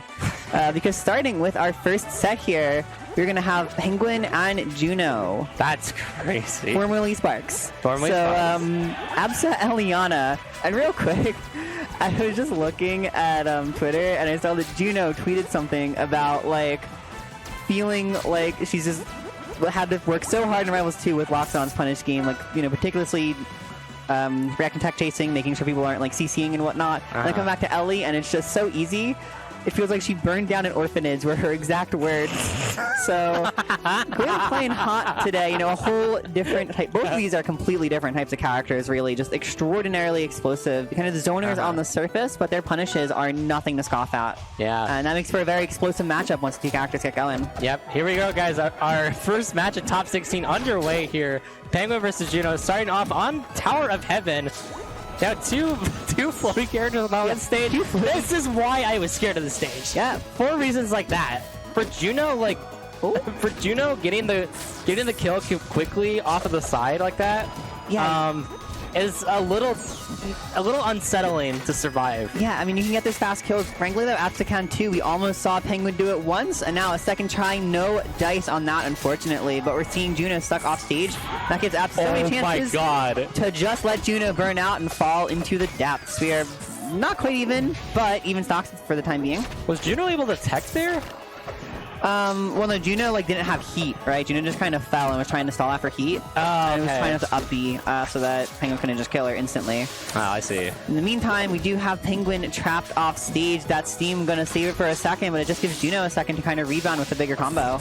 Penguin's doing a good job with placing her cloud placements like on those sides of the stage. I mean, it's messing up Juno just a little bit, Yeah. and it's hard for Juno to get any edge guards with this, but gonna parry the Thunderline, and there, but Juno with the second stock. Yep, good old overheat up tilt. Nothing beats that. So, I was gonna say, as an Aliana yourself before, like, you've had experience with this, right? I have. This matchup is brutal. There's just so little room to make mistakes. Can you tell me? Well, I think a lot of it is that, they both have very kind of long-range projectile-oriented neutrals before they get in. However, Absa having the zips from ability and Cloud just kind of being a slightly more flexible projectile, at least in my opinion, I think does give her the edge in neutral, which does really convert into just having more opportunities to get the kick punishes that make her so scary. I see. Oh, and even with good DI too, like off the top like that, that was like a pixel into the blast zone right there. You wouldn't have thought that it killed, but it does. Remember, Eliana is still a floaty character, so while she is heavy, that heaviness doesn't actually matter that much off the top. She's going to die about as early as a character like Zetaburn or Claren. Yeah.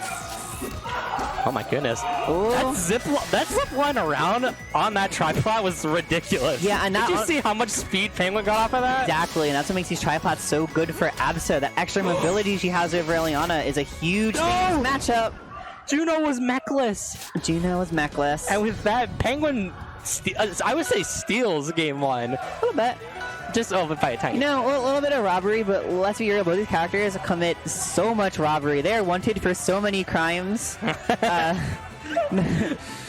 It's gonna be interesting to see how Juno is able to kind of adapt here, because it felt like she was in control for the majority of that game, but it just slipped out of her fingers at the very end. I did see some missed edge cancels from her, so I think that like put her in a semi-bad spot, but overall she did not do that bad on that stage. Oh my goodness, Penguin! Ooh, and yeah, Let her survive. Eliana, probably one of, I actually would consider Ellie's best stage, honestly. That might be a bit of a bold take. That said, you know, there's a lot of characters that are still able to do that same devastating punish tier right back, so it is very much high risk, high reward. Doubling down on Ellie's balance. Meanwhile, Penguin able to take advantage of the fact that Absa does have punishes that, while very high reward, I would say are not nearly as high risk to try doing. Oh my god. I'm so glad I'm not playing against Penguin right now. Goodness gracious. Yeah, seriously, it's pretty devastating. You think that you get some form of control, but there's offstage scenarios that are just paying off in her favor so often. I'm also liking Penguin's usage of Nair Loop, actually. Keeping Juno kind of locked in the air or on the ground. And we might see a 3-stock right here, very close to making it happen. The kick put Juno far off stage, 1 stock, 122%. A couple missiles not fully connecting, but... Oh, okay, okay. Juno got her mech back. Absolutely, yeah, but the mine popping, but not killing. We're just not seeing it happen here. Oh, parry the Thunder Line, and that is a stock. Very good. Very, very good awareness. Yeah, I know sometimes just taking that 1 stock can be enough to make you feel like you're back in, you know, at least back in the set, right? Like, you didn't just get 3 stock. You at least pulled something off, and there's something that you can do in the next game. Yeah. You just get it together. But Juno living on a lifeline right now. 1 game remaining before being knocked into the loser's bracket. And this is definitely still a very scary loser's bracket that you don't want to be touching if you don't have to. Oh, for sure. I think I just saw over there that, I think Vale just Did Vale just take a game off the cake? Whoa. I think so. We got 2 Elianas on 2 different streams right now, guys. I hope you like this character, because no matter where you look, you're going to be seeing some snack. Yeah, it's over there. It's 1-1. Cakesall versus Vale. All right, so we go to what's this stage called? Hold on, Hideaway. High Dive Hideaway. Oh, okay. Yeah, High Dive Hideaway. A very small stage. Lots of there's a lot to unpack with this stage. I definitely think it's one of those that a lot of LAs do like it, but I would consider it a little more of an acquired taste. It is quite commonly liked for Absa. That said, I mean, Juno did a lot better on Tower, which does have a lot of platforms and is relatively small like the stages. So I do see the vision here. Yeah, and I also see that because, like, since these tripods are a little bit, like, closer, like, almost to connecting level, we saw Juno make a lot of good slide-offs on those tripods from the first game on the Tower Heaven game. Yeah. So I feel like she can get some bit of advantage on this with doing that. And actually, she's in control here a little bit, but, I mean, racking 140% at least. Yeah, this is scary, even as a heavyweight. There's a lot of ways you can die right now, but also a lot of ways Penguin can die. Let's be real. Absa is one of the lightest characters in the game. Oh, both yeah, of them very. being so floaty are going to die nice and early off the top. Not that it really mattered there. That move hits like a truck. Oh my gosh, and Juno racking up to a quick 30 there. Still hanging on her first stock, but that forward is going to see out Juno's first stock, so we are 2 stocks apiece. Yeah, that little bit of extra credit can be nice to have when you're playing against a lightweight, because again, the percent differences here. If you're at an even percent with the heavyweight, that's not exactly a good thing in a lot of situations. Yeah, some of the things you look out for is like, or at least like what you want to look for is how much percent can I get on my opponent before I lose my next stock, like while I'm in the lead. And like you said, having that bit of extra credit can really help in those scenarios. But now just Juno off stage again, gets out of mech, able to get mech back on. Yeah, ooh, but the up air coming in, and that's going to be, again, Ellie's weak spot, dying off the top like that. Oh my gosh. Penguin's doing a real good job with their cloud pops. Yeah, exactly. The cloud pops, like, you know, the cloud at ledge just keeping Juno off stage. I mean, Ellie is generally seen as having a pretty good recovery, but there are edge guard, or characters like an edge guard like Absa that really don't make it feel like a very good recovery. Yeah. Oh no, out of resources here, has to recover back. Mechless, able to get back on just by a hair. Yeah, that really... Nair was able to connect, and we're going to last stock, maybe. Yeah, all the way out there for kind of a big flub from Penguin in a lot of ways, keeping Juno alive here. Ellie can definitely... Oh my god. Up air and SD, you really hate to see it, especially if you're Juno right now. That even hurt me watching that last part. You feel it in your heart a little bit.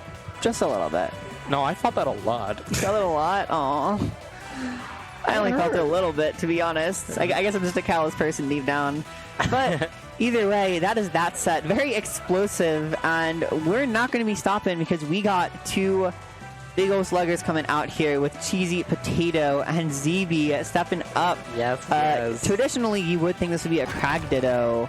No. But I think that, from what I understand, I don't think CB is really vibing with Rivals 1 Crag right now. I think he wants to keep the muscle memory separate, which for a character with as deep pockets as ZB, not a bad idea. He was telling me that earlier today, that like he might switch over to like Malo, like officially, because like Crag and Rivals 2 compared to Crag and Rivals 1 is not really the same, and it just feels like kind of off. Wait, I see Ori on the screen. No. So yeah, I mean, I warmed him up, or like I was warming up with him. He was playing Malo. I know Edelus is also definitely on the table. Because Edelus is doing pretty solid at Riptide, but yeah, I don't. Solid. Oh, wait, Crag Ditto. Okay, it is a Crag Ditto. Interesting. I did not expect that, actually. I genuinely didn't.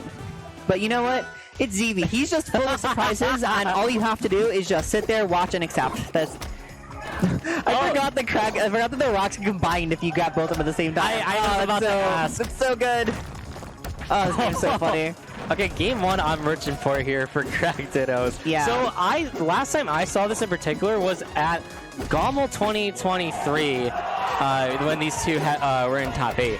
And Cheesy Potato killed it 3-0 against ZB in that set. And it was a Crag Ditto, by the way. And this was how it exactly started. Yeah.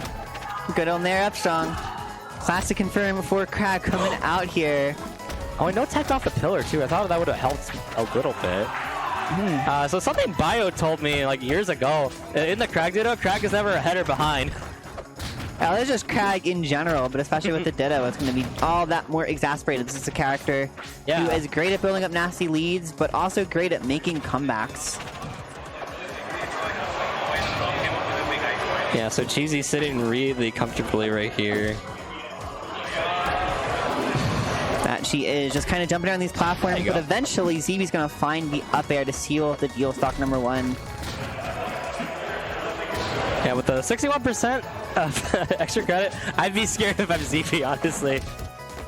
And I say that because of what Cheesy Potatoes pulled off on edge guards. Yeah. Like, she'll delete you within 10 seconds. But both players just kind of kicking the crap out of each other here. Kind of keeping things even. Oh my goodness. Ooh, Cheesy far out there. Gonna land on ZB's pillar, and ZB just lets her get the up strong. Just like that. Still gonna be living, of course. This game is pretty much dead even. Oh! No? What? Oh, off the backboard. Just... Was that pinball? What the hell was that? Might as well be.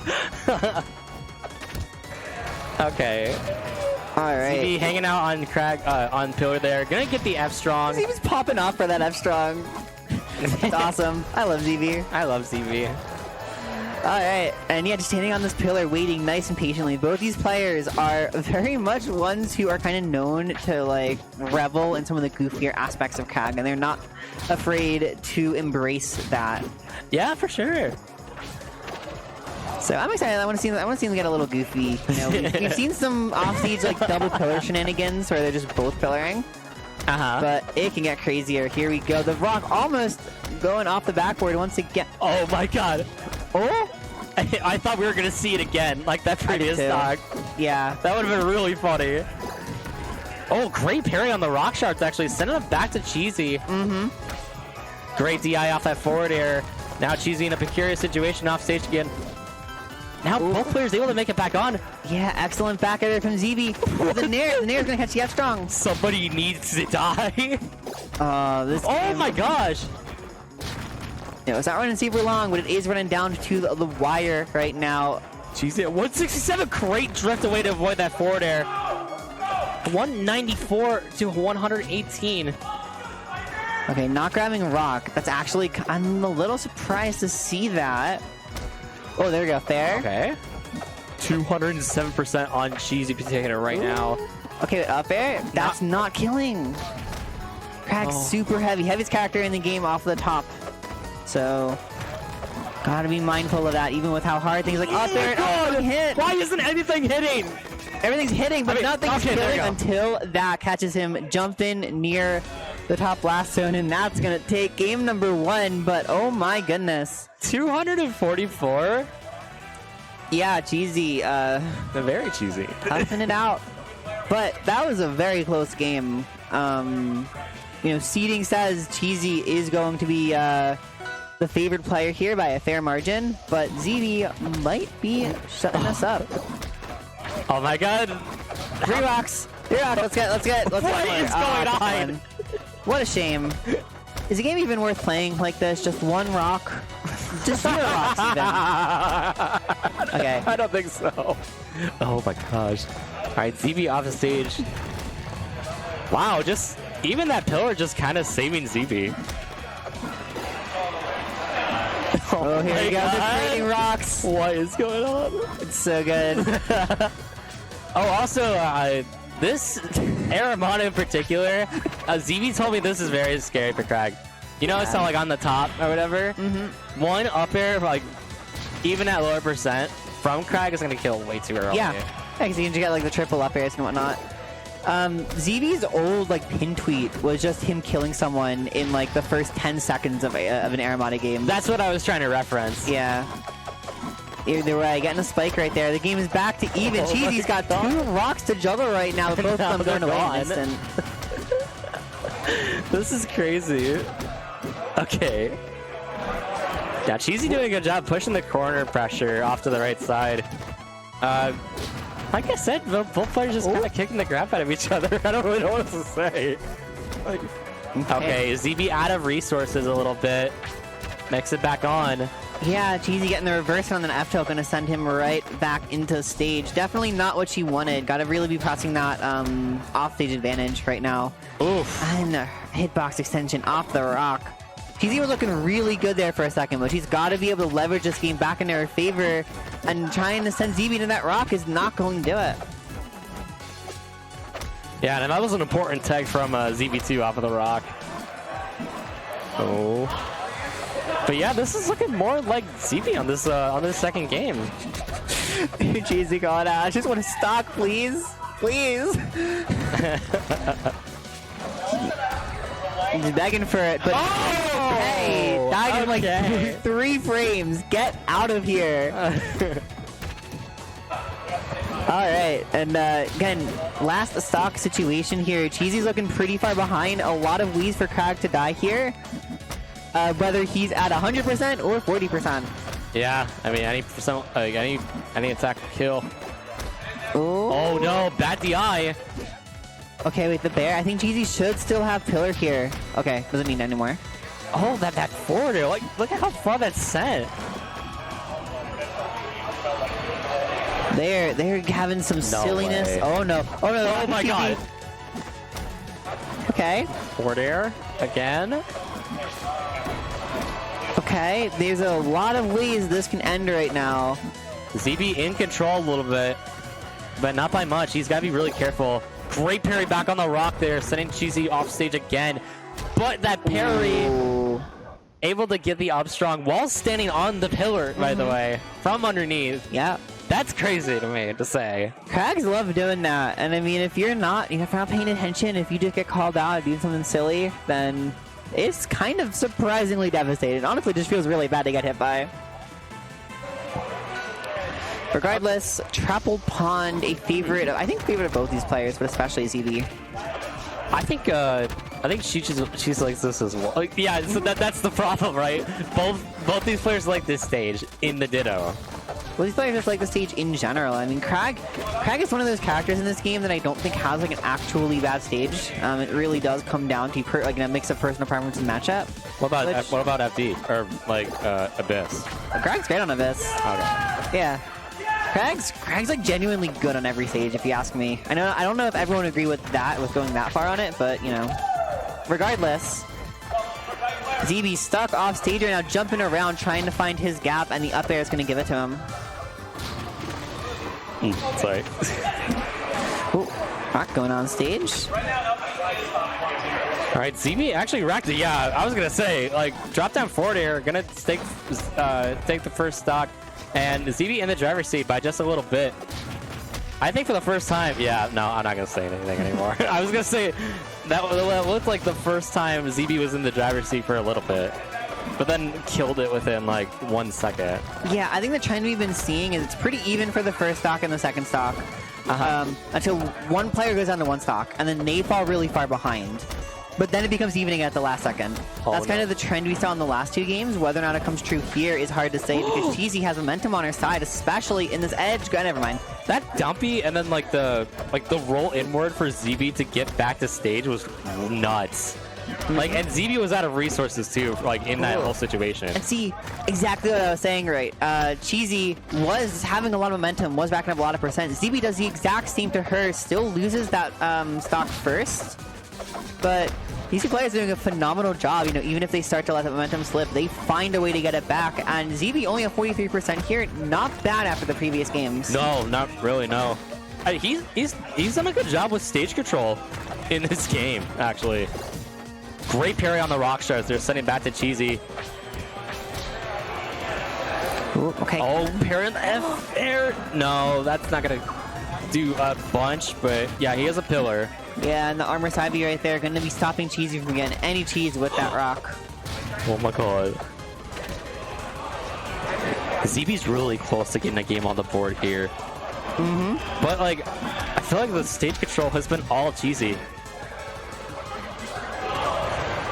Yeah, when push comes to the shove, I do feel like Cheesy's able to kind of get longer advantage states, but ZB's able to rack up a similar amount of damage in such a short amount of time. The game, even once again. Oh my god!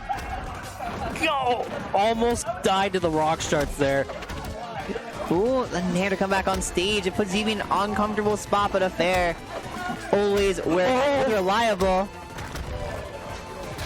And ZB at 171%. The drop down forward doing a little bit of damage, not too much. Now Cheesy off stage. This could be very bad for her. Oh, phenomenal attack, using that to her advantage here. Trying to attack out of it, but no dice. Oh! It breaks the rock, and that's the hard thing. You think you might be able to attack off of it, but no, the up strong is going to hit those platforms on basically every single stage, and it's going to break that rock and get rid of your security blanket. Cheesy did not let ZB, like, by any chance get much happening. And I guess that's how well she plays in the Ditto. It's so crazy. Absolutely looking phenomenal right now. She's looking really good. That is, you know, Annie's highest ranked Crag on the most recent top 50. Yeah, what she got. Fourth. Okay. We called her the most fourth best player possible. Like, we got there. You know, we were looking at our top three. We're like, okay, and then we look at Cheesy and we're like, yeah, that's number 4. It was pretty funny, but she went on a tear not only like just last season, but just like in all events. Yeah, I mean, like she was always a really good player, but you know, that season 8 in particular, she just really pulled through, all the stops, managed to, you know, kind of get some situations of like, what would often happen is like she would take the top 3 players, close to losing. She had him like game 5, and then just fizzled out at the very end. But she was one of the only players who it felt like she was consistently able to like push them, and it's like maybe she could actually do it this time. She really, I think she had like 1 or 2 wins on them at most, but maybe at most. But Yeah. still, able to That push still them counts. really hard. Still counts. Yeah, well, on some level, really. it doesn't really count, but it, like, you know, it's worth a mention, I would say, especially when you're at that tippy top level, and it's like really hard because, you know, Rivals One's always been a game where it's like the top 1 or 2. Last year it was, you know, uniquely 3 players are just so far ahead of the pack. It feels like they are genuinely untouchable. That Yeah. said, there's always been a very strong base of other high and top level players that can have some extremely competitive stats. And right now, Vale and Chompers are going to show that off beautifully. We've had a lot of heavies tonight. Yes, we have. A lot of heavies because this is going to be another Eliana versus Chompers with the Edelus. And this right here is, again, one of the most explosive matchups in the game. These characters are absolute punished demons with extremely exploitable neutral. But their neutral is exploitable in extremely different ways. Uh-huh. So they have to really focus on those, right? And Ellie, And, oh, sorry, I was going to ask you, these 2 characters in particular are both heavy, right? yeah, they're both heavy. They're the same base weight. Edelus is a lot more kind of standardized in his other weight stats. Ellie is floaty, so she'd have earlier off the top, but later off the sides and bottom. So Gotcha. I feel like they're going to be living for a long time. they very well could, but remember, these characters hit really hard and have some terrifying edge guards with good ways to exploit each other's recovery. Right? Ellie has a much better recovery than Edelus, but Edelus probably just has easier and simpler to execute on edge guarding compared to Eliana, so it really does get dangerous on both sides here. Oh, The real name of the game, though, is, you know, Ellie kind of dominating the air, having a handful of ways to kind of stuff out Edelus, but Edelus being such a grounded character is able to, you know, when need be, kind of stop and crouch cancel those missiles, which is one of the most important elements of Ellie counterplay. Yeah. I will also add for Vale something very interesting is that a few months ago she came down to Arizona and did win an AZ local, I believe double eliminating Chomper. So last time they played, it was all Vale, and that first stock was all Vale in a lot of ways. I love how you were mentioning that she won an AZ local, beating Chompers twice while she was beating Chompers in that You stock. can exactly just see what I mean. She is so eager here. I mean, she was coming into this like telling me like, Violet, I don't think I'm gonna make top 8. Like, why am I seated so high? She said I'm like, that she's good. She said that at Good Combo player. Breaker, and then she won. Yeah. You know? All right. Oh, and here's my question to you. Why the hell were we not on a merchant port for game 1? This is That's a good Arizona. question. I think Vale just knows. And not for nothing. I mean, actually, Jules Vale's really good for both these characters. So that also just makes sense. Like, they just both like having a lot of open airspace to control. I think the air characters in general are really good in Jules Vale, and Edelus wants that space to Dacus and get his ice down. And with Ellie on this stage, I mean, Vale likes to control a lot of the airspace. So you'll see her doing a lot of, like, fade back missile. Yeah. Just to, like, lock Chompers in place. Yeah, oh! And, like, that was a good alignment right there. That was super good how she timed that. Yeah, a beautiful loop coming out there, killing Chompers. Very mystical off the top. You don't see it very often, but you do see it. And here we go. Another one of these vertical combos. Going on? That's crazy. The question is, again, crazy matchup. Big ol' Okay. fair, going to even the stocks. And that 60% deficit can genuinely be made up in a single Edelus neutral win. So it's hard to say this game is really in Vale's favor, but technically it is. Oh, and ice is on the ground too. That might help Chompers in a little bit for getting ground speed. Yeah. Ooh, Oh, great cheating. tech! Making a really And good this right conversion here. this is where it's dangerous. You get Eliana off. Able to get What? the armor. Forward air off stage since the icicle's not hitting Vale. She's still surviving. She's Forward air still not yet. surviving, but holding on by a thread, taking all this damage. She has 4% deficit now, and Nair off the top, not killing. Forward air not killing. Great DI from Vale. But that's and gonna there do it. is Forward air in Arizona is going crazy right now in the crowd. The room is full of people popping off for Chompers, and he's just sitting there like, yeah. I mean, he's used to this. He's used to very, it. very used to this. And this is the thing, too. When you're in Arizona against an Arizona player, it's going to get loud at the venue. The crowd's gonna not quite be on your side, unfortunately. No, I mean, I've had the experience last Yeah. year. Yeah. against Farbanti. So, But for the time being, here we go. Merchant Port this time for Okay. sure. so I don't really have too much to say about stage pick, honestly. It's just good for both characters. I believe that Vale has told me that she thinks this is like arguably Ellie's best stage. I might be wrong about that. she does do a lot of trap down Michelin Nair like off the side, a lot on this stage, and it kills a little bit faster. Yeah, oh, Like and this. here we go. Okay. Go to Lapstrong. You see, I can do this crap too. Okay. Oh my god. Hell yeah. Oh, here's my the god. back airs. People kind of, I feel like people sleep on Ellie back air. It is genuinely just a backwards crag fair with a sweet spot. Oh my And god. Lapstrong, 2 stocks, 40 seconds, guys. Do you see what I mean? This matchup is not real. It's not real. It cannot, but it can hurt you. It actually can hurt you. And right now, Chomper is getting very hurt. 42% on his last stock, while Vale still sitting pretty with 3. Ooh, that was a Okay. beautiful recovery. That was great. I forwarded her off stage. I will say I like how Chompers is using his icicles off stage. Yeah. It's been because it's caught Vale's double jump a couple of times. So that's kind of why you see Chompers getting like the higher punishes. But I kind of want to see him start something off on the ground first. That's fair. Oh, and there we go. Hovering up and in that up strong. You know, Chompers made a damning comeback in that game number 1. But when Vale gets the Jets going, you have a minute and 30-second game right there. Yeah. that was a speed run game. That was a bit of a speed run. That's it. Chompers to take a stock and is going to be going to Tower of Heaven. An interesting choice here. Again, this stage can be a little cramped for Ellie zoning at times, but it is going to exemplify her punish game. Same can be said for Edelus in a lot of ways. And about with the ice on the tripod, does that have any advantage for Edelus and in this particular? Not specific to this matchup, really. I mean, in general, you have ice on those small plats. You might not be able to use it for dash attack stuff, but you are going to have extra space where you can kind of force them to land and then freeze them with down B. So you have stuff like that that can still make ice on plats really scary when used properly. Oh, it's like the down B? Yeah, exactly. Okay, gotcha. And just more places to go and, like, you know, get the hammer off for armor. Either way, pretty even percent right now. Big whiff from Chompers, and Vale's going to be able to respond with an F-Strong of her own. I do respect Choppers going through that though. Yeah, I mean, realistically, like, this is first stock. There's definitely, you know, a lot of ways you can get this, oh boy. Oh my god. That was juicy. Yeah, a lot of ways you can try to get this lead, and a lot of ways you can fail to get the lead and lose your first stock, just like that dash attack. I do think it's a good option for Ellie in this matchup. It does actually tend to outrange Edelus dash attack in certain situations, but it's very finicky and very consistent, so you have to be willing to make a bet on it. Oh my And god! punish was insane. You don't have to make any bets on some of these Edelus combos What right the now. hell was that?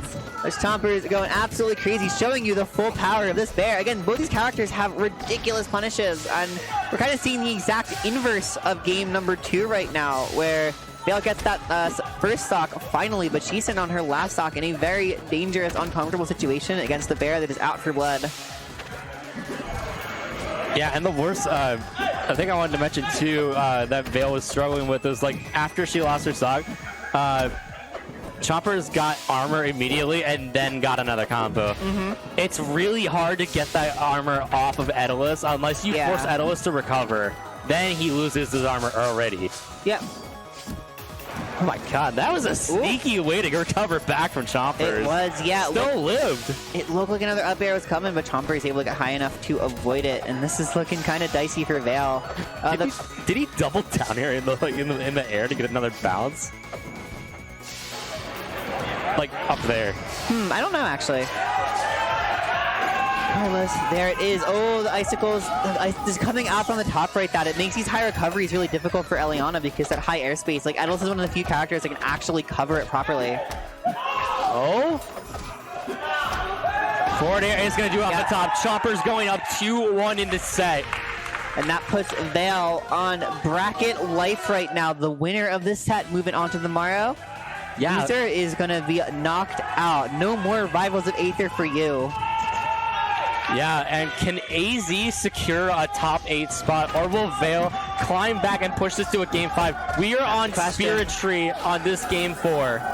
I might be wrong, but I believe Chompers is the last hope of AZ right now. I don't know how Dinos was doing. I mean, I think you can hear it too by the AZ crowd. Mm-hmm. Also, yeah, you might be right. I think Chompers is the only AZ one left. Yeah, again, Chompers last hope of AZ, but on the flip side, Vale's going to be the last hope of the Midwest in a lot of ways, coming from Wisconsin all the way up north. And that big ol' Upstrong putting her whole heart into it. That timing was nutty from Vale. Yeah. I respect that so much.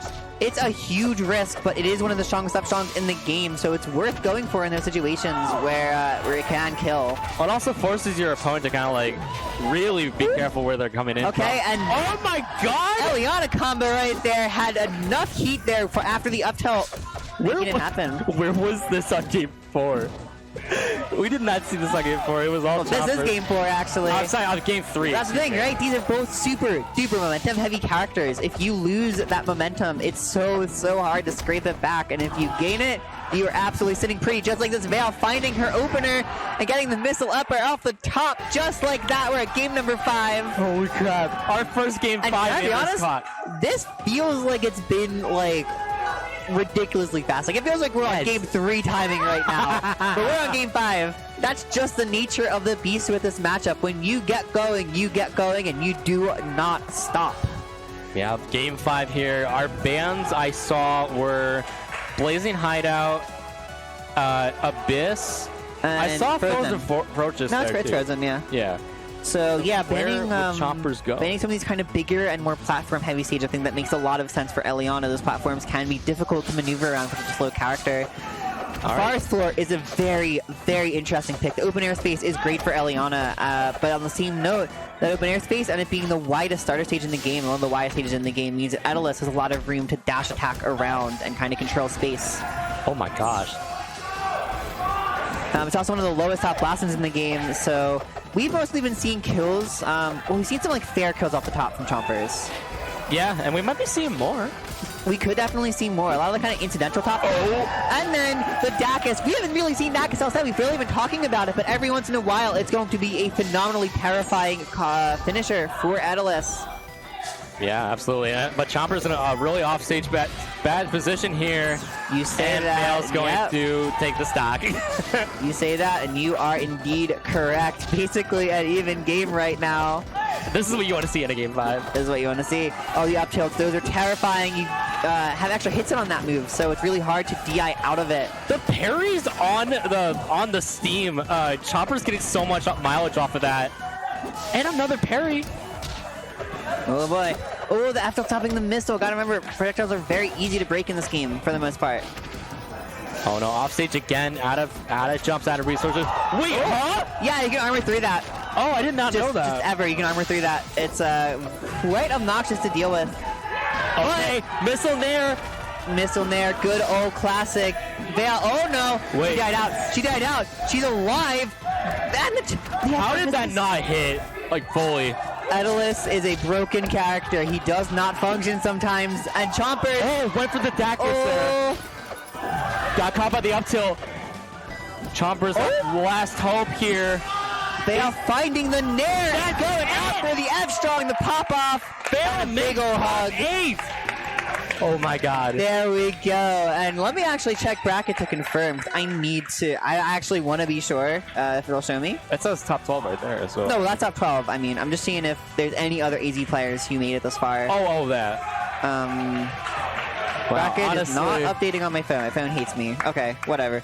I mean, I'm assuming the Chompers is... Oh, there we go. Thank you, production. You are Thank goated. you. And yep, looks like Chompers and Schooly were the only Arizona players to make this top 16. Schooly getting a nice solid 13th. Pretty great placement. Chompers bowing out at 9th in one of the most explosive sets we've ever seen. Yeah, that was ridiculous. I really thought that could have gone either way. It could have. And I know Arizona was going to lit up the venue if he had made that top. Oh, actually, Breadstick is also in this one set away from making top 8. I kind of forgot about Breadstick for a second. Oh. I think that's going to be on the other stream because we have Protagify and Nbad coming up to the plate right now. Oh dear. Two besties, two worsties. What do you mean These worsties? two. Fun fact as well, like these are my B&B. This is generally one of the only offline events that these two will go to. We are from Canada and Hawaii between the two of them, so pretty expensive to make it down here. And Heatwave is the one they always prioritize. This is the home bracket for one of them will be making it all the way to top 8. probably. I don't think either of them really expecting to make top 8, but here we are. Well, here we are now. I got a question for you. So, a couple people were telling me that Proto has been playing a lot more Palm lately. Are we going to see it in this matchup, or are we going to be seeing, or are we going to be seeing the Absa? I don't know. So I don't know how much Palm Proto has been playing today. There was definitely a Palm era for a while, but still kind of Absa when the going gets tough. It looks like that is what we're going to be seeing right now. I'm seeing. Wait, what happened? I'm seeing Palm on the character select screen for Photography. Regardless, in a lot of ways, they are kind of an air character specialist. That's a pretty solid roster. And even in Rivals 2, they're playing right now Fleet. So that's just where they're comfortable. They like these cheesy, floaty, absolute monsters. Meanwhile, NBAD, with the signature Ori, loves these kind of fast, combo-heavy characters that he can just run at people with. Yeah. And there's the hug. I love that. Trust me, though, chat, they hate each other so much. I love that, though, the pre-hug before. Yeah, that's good. Okay, but here we go on Neo Jules Vale, or Palm stage, if you will. Yeah, Neo Jules Vale, indeed. Nice and home for Proda, but NBAD not going to let them get too comfortable here. I believe NBAD might also be one of very few Canadian players in this bracket. I think there's like 3 or 4. NBAD, you saw like not spacing the or not timing the F-Strong correctly, because Proto just floated a little too behind just to avoid the range of the F-Strong, and that's gonna cost the stock. That it is falling behind a little bit. So how do you think this matchup goes? Like, how does it go? I actually don't know, because this matchup really hasn't been played very much. Palm is probably the most obscure character in this game aside from Malo.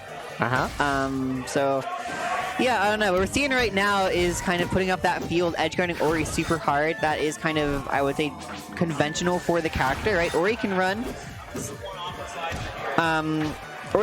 some very overwhelming offense in a lot of situations.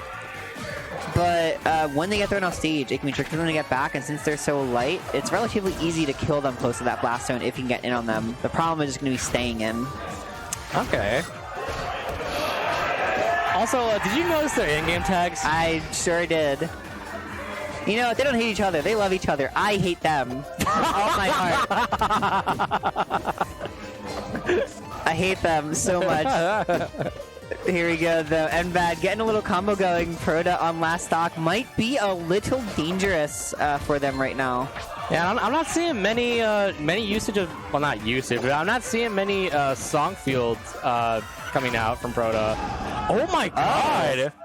Wow, big ol' snipe. I guess that works. Okay. Are we seeing a raster? Oh, dang it. And there is the, I hope we don't see that raster. Yeah, otherwise, like, I'm gonna be honest. Are you saying that so that, like, that I can save my eyes from not seeing it? Sure, that's one way to look at it. Why? Is it bad? Like, what? They like to just run up and wait for people to do anything and up-B them. That's like oh, okay, yeah, I'm very glad I don't have to see it now. I would, unfortunately, yeah, I don't know. It's a whole thing. Oh! There we go, going out there and chasing with the up-B dare. Proda looking quite scary right now. The Proda, the Absa is kind of like their signature character in a lot of ways. The one they've been competing for oh so long.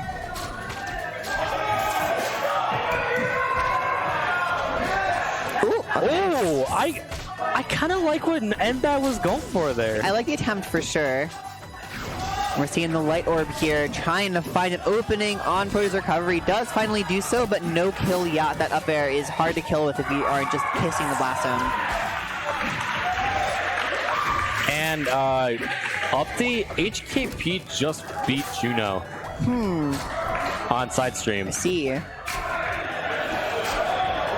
Ooh, lots of dash attacks coming out from Protagify right now. That DI off of that forward here was nutty. It was really good. Yeah, it is so easy to just randomly die to Absa kicks in this game, and especially as a character like Ori. But Envad, being so well versed in the character, is going to know how to survive in those situations. Just don't let him run his offense too much. He definitely has his signature Ori SDs. Oh, for sure. And Proto is sitting very comfortably with this lead here, but not by much. 174, not dying to that. No! Oh my way! God. Excuse me? Excuse me. Man, that's crazy. What the hell just happened? They're so good at games. They're so good at games. Somebody. Anybody. Okay, and 117, but gonna be landing that parry, keeping Proto's offense at bay for a little longer. And there we go. I respect Embeds for that so much. Oh my God! What just happened? So the cloud pop right there, Embed did not tech the wall, but it also killed both Proto and I'm Embed. asking to have Proto die. Whatever. Even game right now, and Embad's got to be very happy about that. Might be able to make this happen just a little bit faster if he's able to make it happen. Just gotta, unfortunately, get out of this edge guard dimension. We're seeing an up tilt up air. Absa Classic coming in here. F-Till not doing too much. Great parry off that. Was that F air, right? Forward air? That was up strong. Okay. I don't know. I thought it was a lightning kick, that's why I asked. Maybe it was. Either way, Okay. throwing out the cloud, kind of got this all this space between Proto and the cloud. Oh, there's an Ori down there, going for blood. And then, in this set so far. yeah, that it is. So if you're Proto, where would you go? And it looks like we are going to back. Jules Vale. Yeah, I do see it though. I think just having that open air space is nice for the character. Proto is no stranger to just kind of hanging back, throwing those clouds, taking advantage of Absa's airspeed. Mind you, it's tricky with Ori because guess what? Ori also does have ridiculously high airspeed. I think the highest in the game. So Silly question, but does Proto get anything off of that moving platform? off the moving platform? I'm not Yes. sure actually. I want to know if Proto's gonna like find a situation or a scenario where Embed's forcing himself up to the top and Proto covers this. I don't top. think that's true necessarily, but what I will say is that in general, this moving platform does tend to be a bit of a hindrance for characters with weaker recoveries, and in this matchup, that is absolutely Ori. It's good to have an extra platform to recover to, but if you only have it half the time, it becomes kind of dangerous to rely on. Okay, gotcha.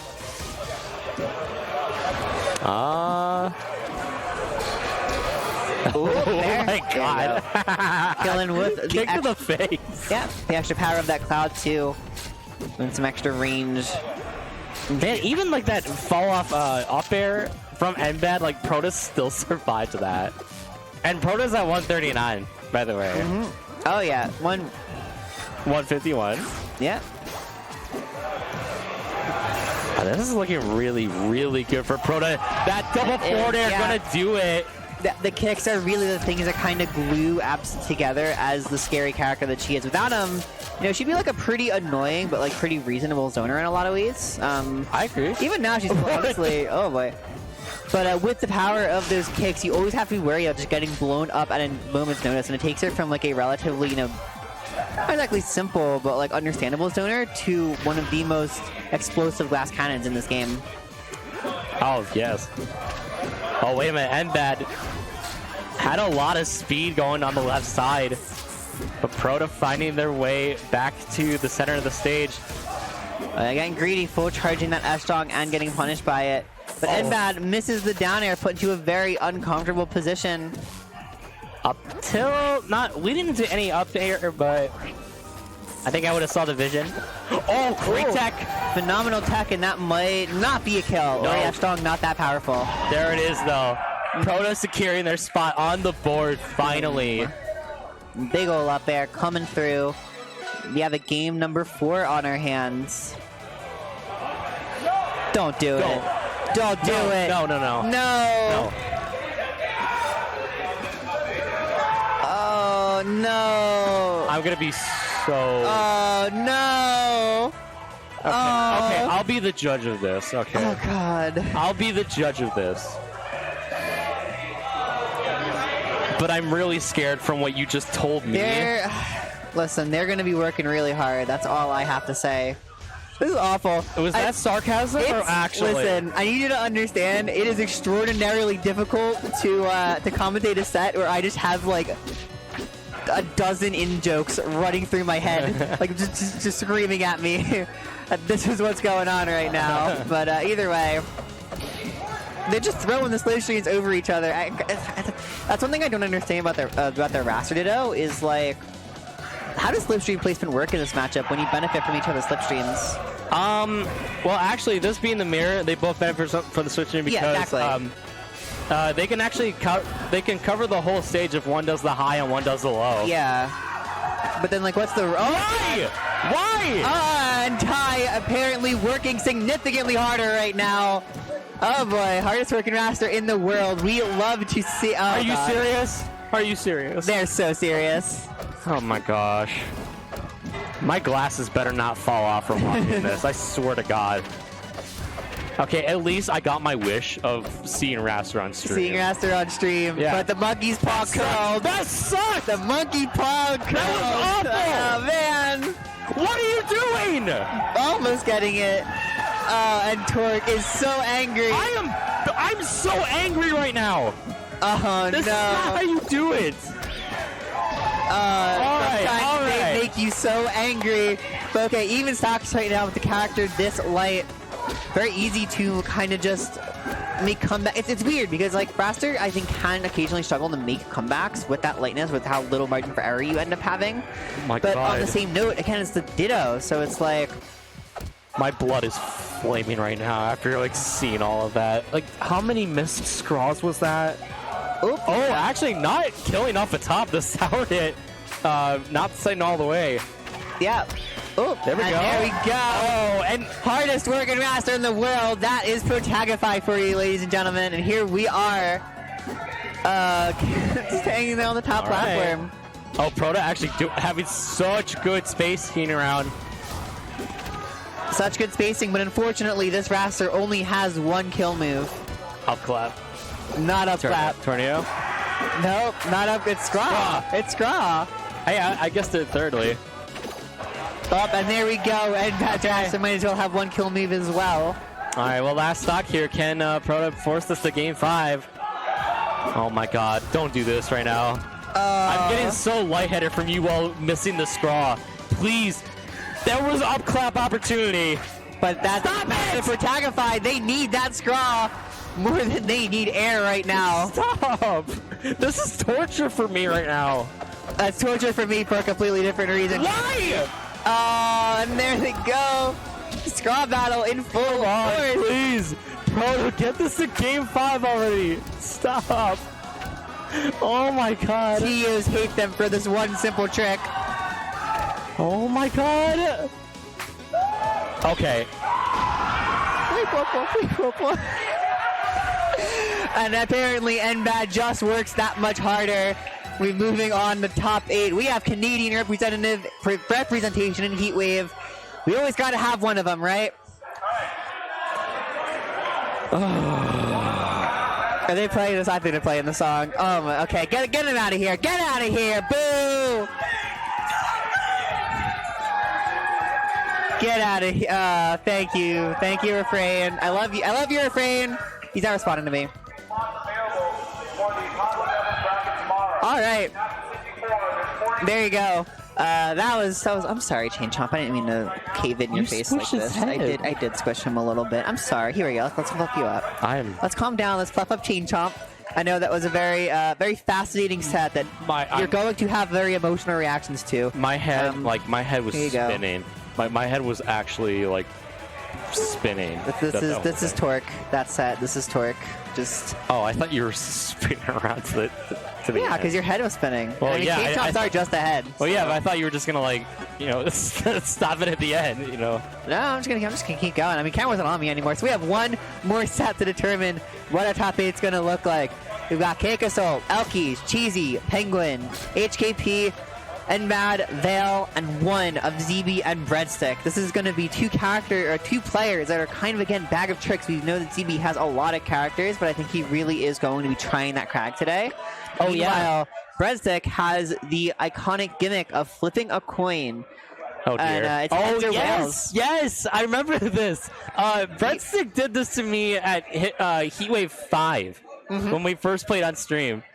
He flipped up the coin 3 times, by the way. Yeah. Because he could not, he couldn't make up his mind. And then it started off with Absa, and then after that it was Arcane. Yeah. But on the second one, he didn't even like flip the coin.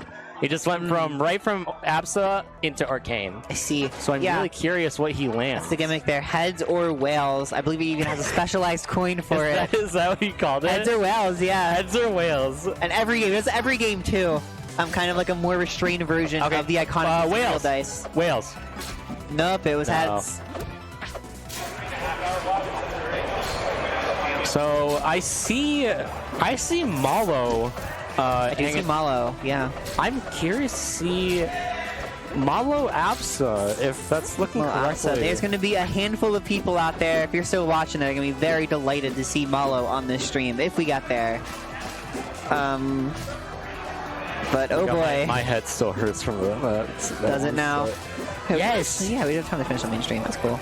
Oh my god. I kind of was like losing track of time for a minute because some of our early sets were so fast, and then that one was just like Very scraw dimension. well, I overheard Steven like from the other side. Like, Yeah, saying I that. didn't know he said that, but I was like, huh, I wonder what time it actually is. I should have just been paying attention. But anyway, yeah, so Malo and Absa is a matchup that, again, very rare. I mentioned earlier, Palm and Malo are probably the two most obscure characters in this game.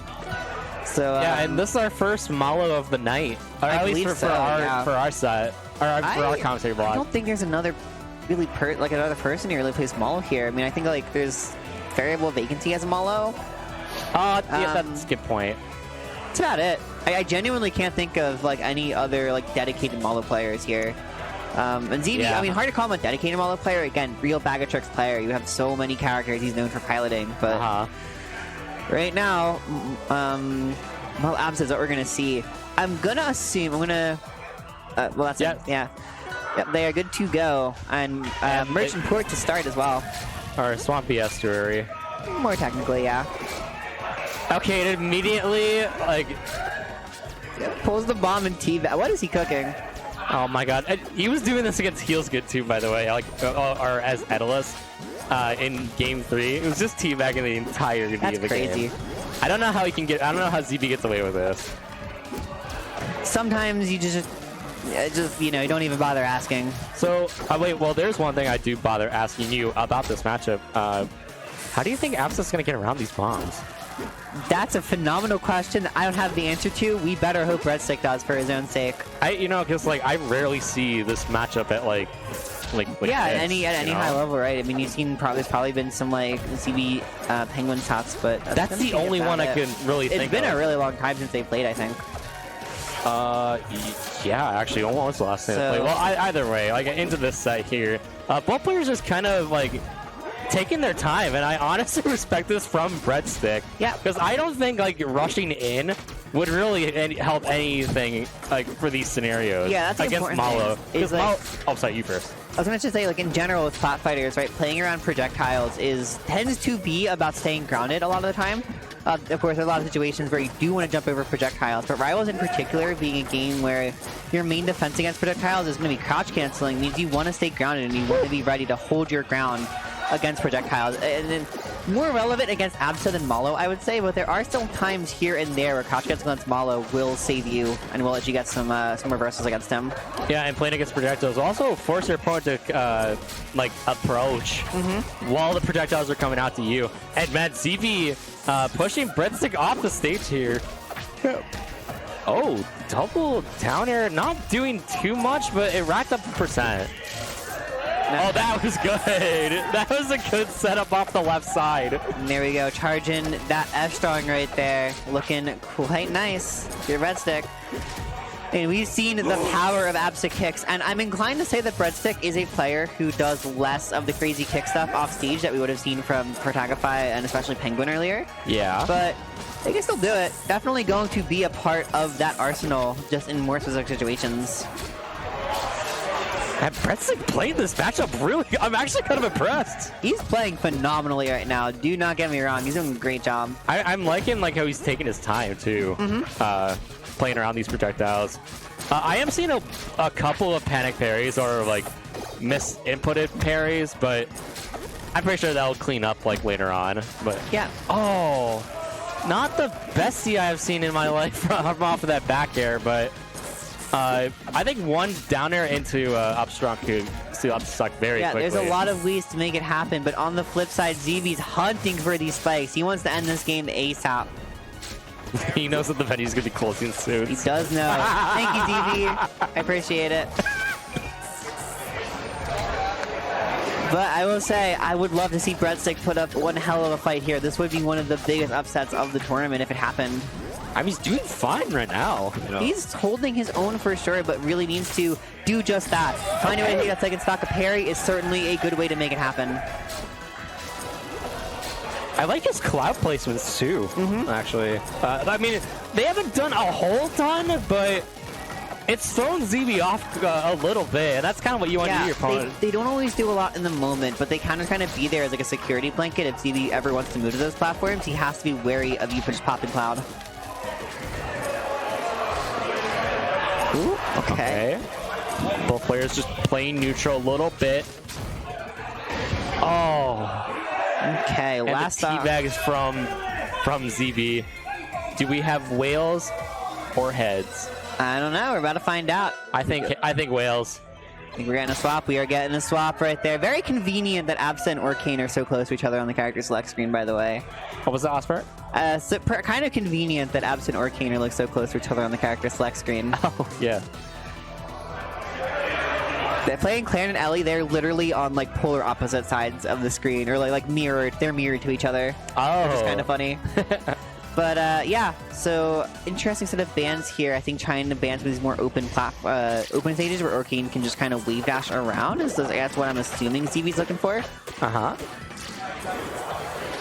Either way, Forest Floor is going to be our pick. Big thing that I feel like is going to be relevant on this stage, particularly for Breadstick, is how this is one of the smallest top blastings in the game. So up air off the top is going to kill very early, but that time gets the belly flop instead. Not going to do much from that height. I feel like Bubble Bath could really use some good usage around like on the left side and right side. Yeah, for sure. Bubble Butt still very good in this game. Oh, there we go. That up strong. That was awesome from Breadstick. And you saw the teleport too, like the iframes. Well, not iframe, but like Breadstick's IQ is really high. There's some iframes for sure, but also just throwing off ZB, making it hard to keep up right now. And that bubble bath actually put into play because ZB didn't have a jump. So when you're caught in that scenario, you just kind of have to take a little, take a bit of a bath. Oh, there we go. The bomb going up there, but Breadstick able to sneak away in time, but the bomb wasn't quite quick enough. And that didn't even purple either. So, I mean, that was really still good DI from Breadstick. Yeah. Even though he died off the top like that, I feel like he still could have survived. Oh my gosh! The deadest Malo I think I have ever seen. That is insane. That oh my was god. amazing! Breadstick! Wow! And he's a full stock ahead! That Breadstick is. It seems like the Orcane's working out significantly better right now. Orcane's a much scrappier character, so if he's able to get in through Malo's wall of pressure, he's going to be able to put a bit more pressure on this Moth. Oh my god! What in the hell? Okay, I thought he was gonna kill that all the way. No, wait! Okay, still able to get back to Puddle. No! Decides not to. I get it. I feel like... What percent was he at? Do you remember? He was at... like 100, I think. Oh, okay. Right Yeah, that's dangerous for some to puddle at then. I can understand. Also, because ZB was already right near the puddle, too. Like, so. ZB was... Oh, okay. I don't know how much you guys can hear through the mic right now, but again, just like with the Tom Brissett, AZ cheering coming out in full force for their boy Breadstick, the hometown hero. Oh my god. May not be as famous as Chompers, but still a very formidable player in his own right. Oh, air dodged a little bit to the right there to avoid the down air. Whoa! Whoops! Oh no! They're both flubbing. They are both flubbing big time. You can think back to that finisher bomb where Breadstick threw the droplet and might have potentially saved ZB. And you are feeling a little down going into this game number 3. Not only down in the set count, but also just emotionally down. Oh, for sure. Like, that was a close game. You had such a good position, but sometimes it's just really hard to find the final kill, especially when Malo is sitting back there peppering you with bombs, just kind of building up that like mental tax. Like, Yeah. what do I even do? How do I get past this? How do I hit him in a meaningful way? And with our third game pick here, it was on Blazing Hideout. Yep, and worth noting, Blazing was banned for game number 2. I don't know what changed in ZB's mind to leave this one open, but Breadstick's eager to take advantage of that. This is arguably Orcane's best stage.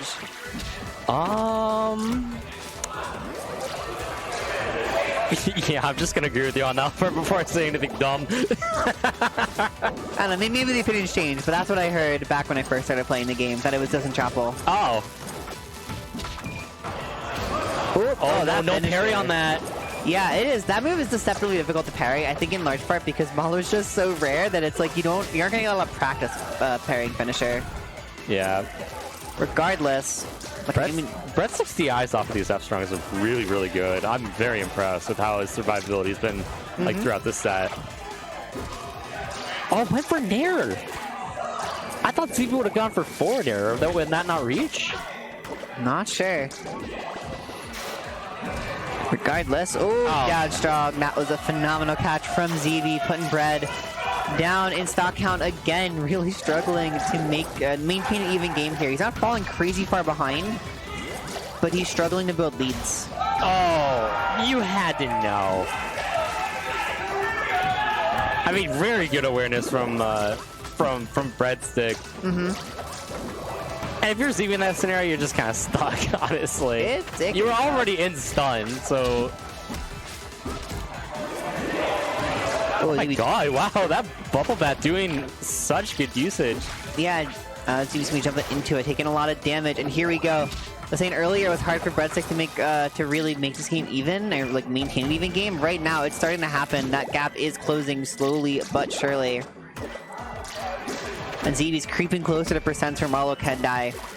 Worth noting, these characters do have very polarized air friction stats, so, you know, they're going to be dying at similar percents, but if Orcane's going to be going for kills off the side, that'll be getting a lot of mileage against a low air friction character like Malo, and vice versa for Orcane.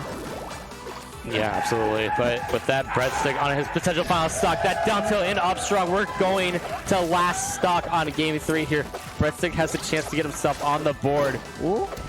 And we're at fresh stocks too, by the way. All right, fresh stocks, yeah.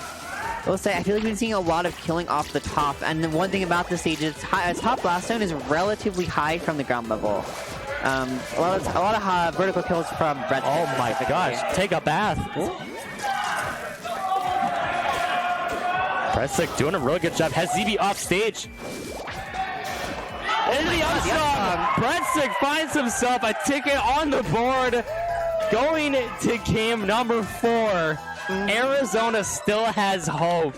Yeah, for they this are side. in there, and we got another Orcane flip. The Orcane seems to be working a lot better than the Absa right now, which is quite crucial here if you want to stick in this. I mean, sticking with what works is generally, you know, as a Blooming myself, like my thought process most of the time. Every once in a while, I'll try to throw people off, but it really just depends on the situation. It also depends on what you're comfortable with. Yeah, exactly. All right, let's see. Our bands over there, I saw Aramata, Spirit Tree, and I don't think the band was Treetop. So yeah, we're going to Fire Capital for our game number 4. Interesting. Okay. I would have banned this stage if I was Breadstick, to be honest. I mean, I say that because like I don't like Malo on like larger. The entire room is booing ZB right now. This is exactly what I was trying to talk about. Like, for this scenario alone. I mean, that's not stopping Breadstick. You know, Breadstick's still going. Yeah, the one thing that's tricky here, you know, both Abs and Arcane have very slow up airs, but at least Abs's is like gigantic, right? Arcane's really isn't. It's actually kind of small. It hits, I think, a little harder, but it's going to be significantly harder to actually hit it. So that trade-off is probably not worth it when you just have Malo camping above you, trying to play as uninteractive as possible.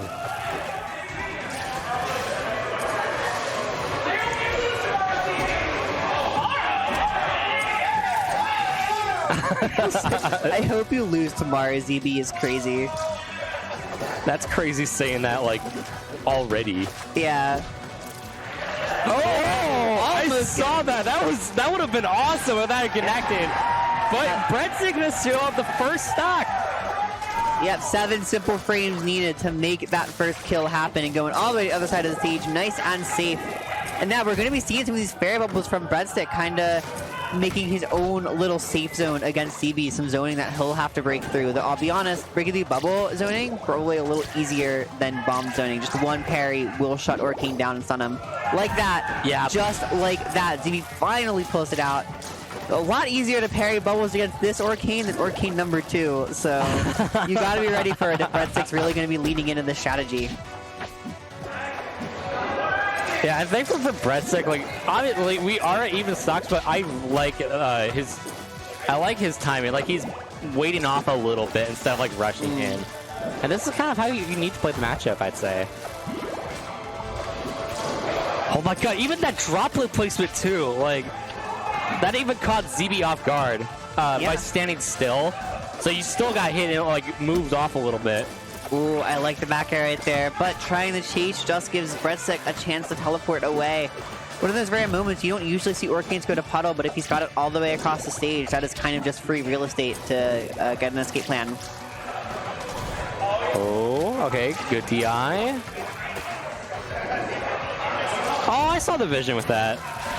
Oh Yeah, no! Crouch, and that's gonna be another stock. You know, Malo at 78, I mean, that is killable in a lot of situations, but Fire Capital has the biggest blast zones in the game. So you do have a lot of clawing back to do, to say the least. Oh my god. And here we go. There's going to be a full stock deficit now, lapping in percents. Breadstick has some immense work to put in if he wants to make this game have a game 5. All right, it starts off with the parry.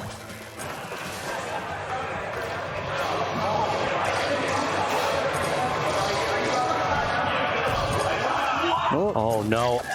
He's just throwing so many bombs, bomb after bomb. Mostly cherry bombs are probably going to be able to start killing now, if not very soon. Breadstick's DI has been incredible this set. He's had some really good DI. The problem's a matter of, you know, how many times are you ending up in disadvantage and how many times are you getting peppered until those little projectiles are going to be killing you. Did you say peppered? Yeah. It's a term. Oh no, I never heard it like that before. Yeah. I don't know. All right, with that, that secures the final spot for top 8 for tomorrow. Honestly, shout out to AZ for really, putting up some putting up some serious really good fights tonight. Even if they are down and out right now, and that means that ZB is, of course, your final competitor for our top 8. But that'll be happening first thing in the morning tomorrow. So it's last thing today, first thing tomorrow. You do not want to miss it. It's going to be an absolutely banger top 8. Lots of incredible legacy talent. Lots of phenomenal people in this top 8. Good friends of mine as well. I don't really have too much to add. This is the end of the night for us, Torque. Yes, and with that, oh, I guess I could really say, like, this is what you're seeing up on the screen right now. The winner semifinals is going to be Kikasol versus Elkeys, She's a Potato versus Penguin, and then for our loser side of top 8 is Veil versus Nbad, and then ZB versus HKP, which was something I was trying to pick up earlier, is that HKP did beat Juno 3-2 in a Game 5 nail-biter last stock scenario. Yeah, I don't know who ended up. I don't know if Nbad was in winner semis and we didn't see that set, but I believe that HKP is one of the only people to come in through loser's side and still make top 8. And Bad may also fall into that camp, but my strategy isn't loading. I can't see the top 16 bracket, so I'm not 100% sure about that. But definitely impressive for HKP. Again, brutal kind of like top 16, especially the top 12 here. Some phenomenal players.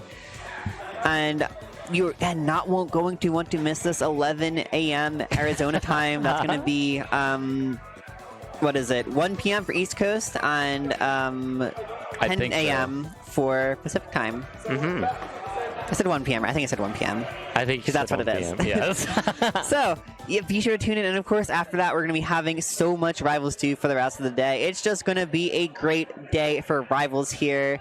Good old Arizona. You love to see it happen. Otherwise, I don't think I have too much to add. We are going to be getting going soon. The venue's about to close for the night.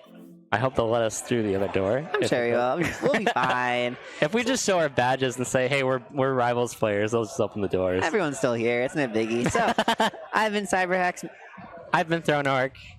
We hope you all enjoyed for tonight, and please tune in for tomorrow morning. It's Championship Sunday, the best day of the weekend. We'll see you around.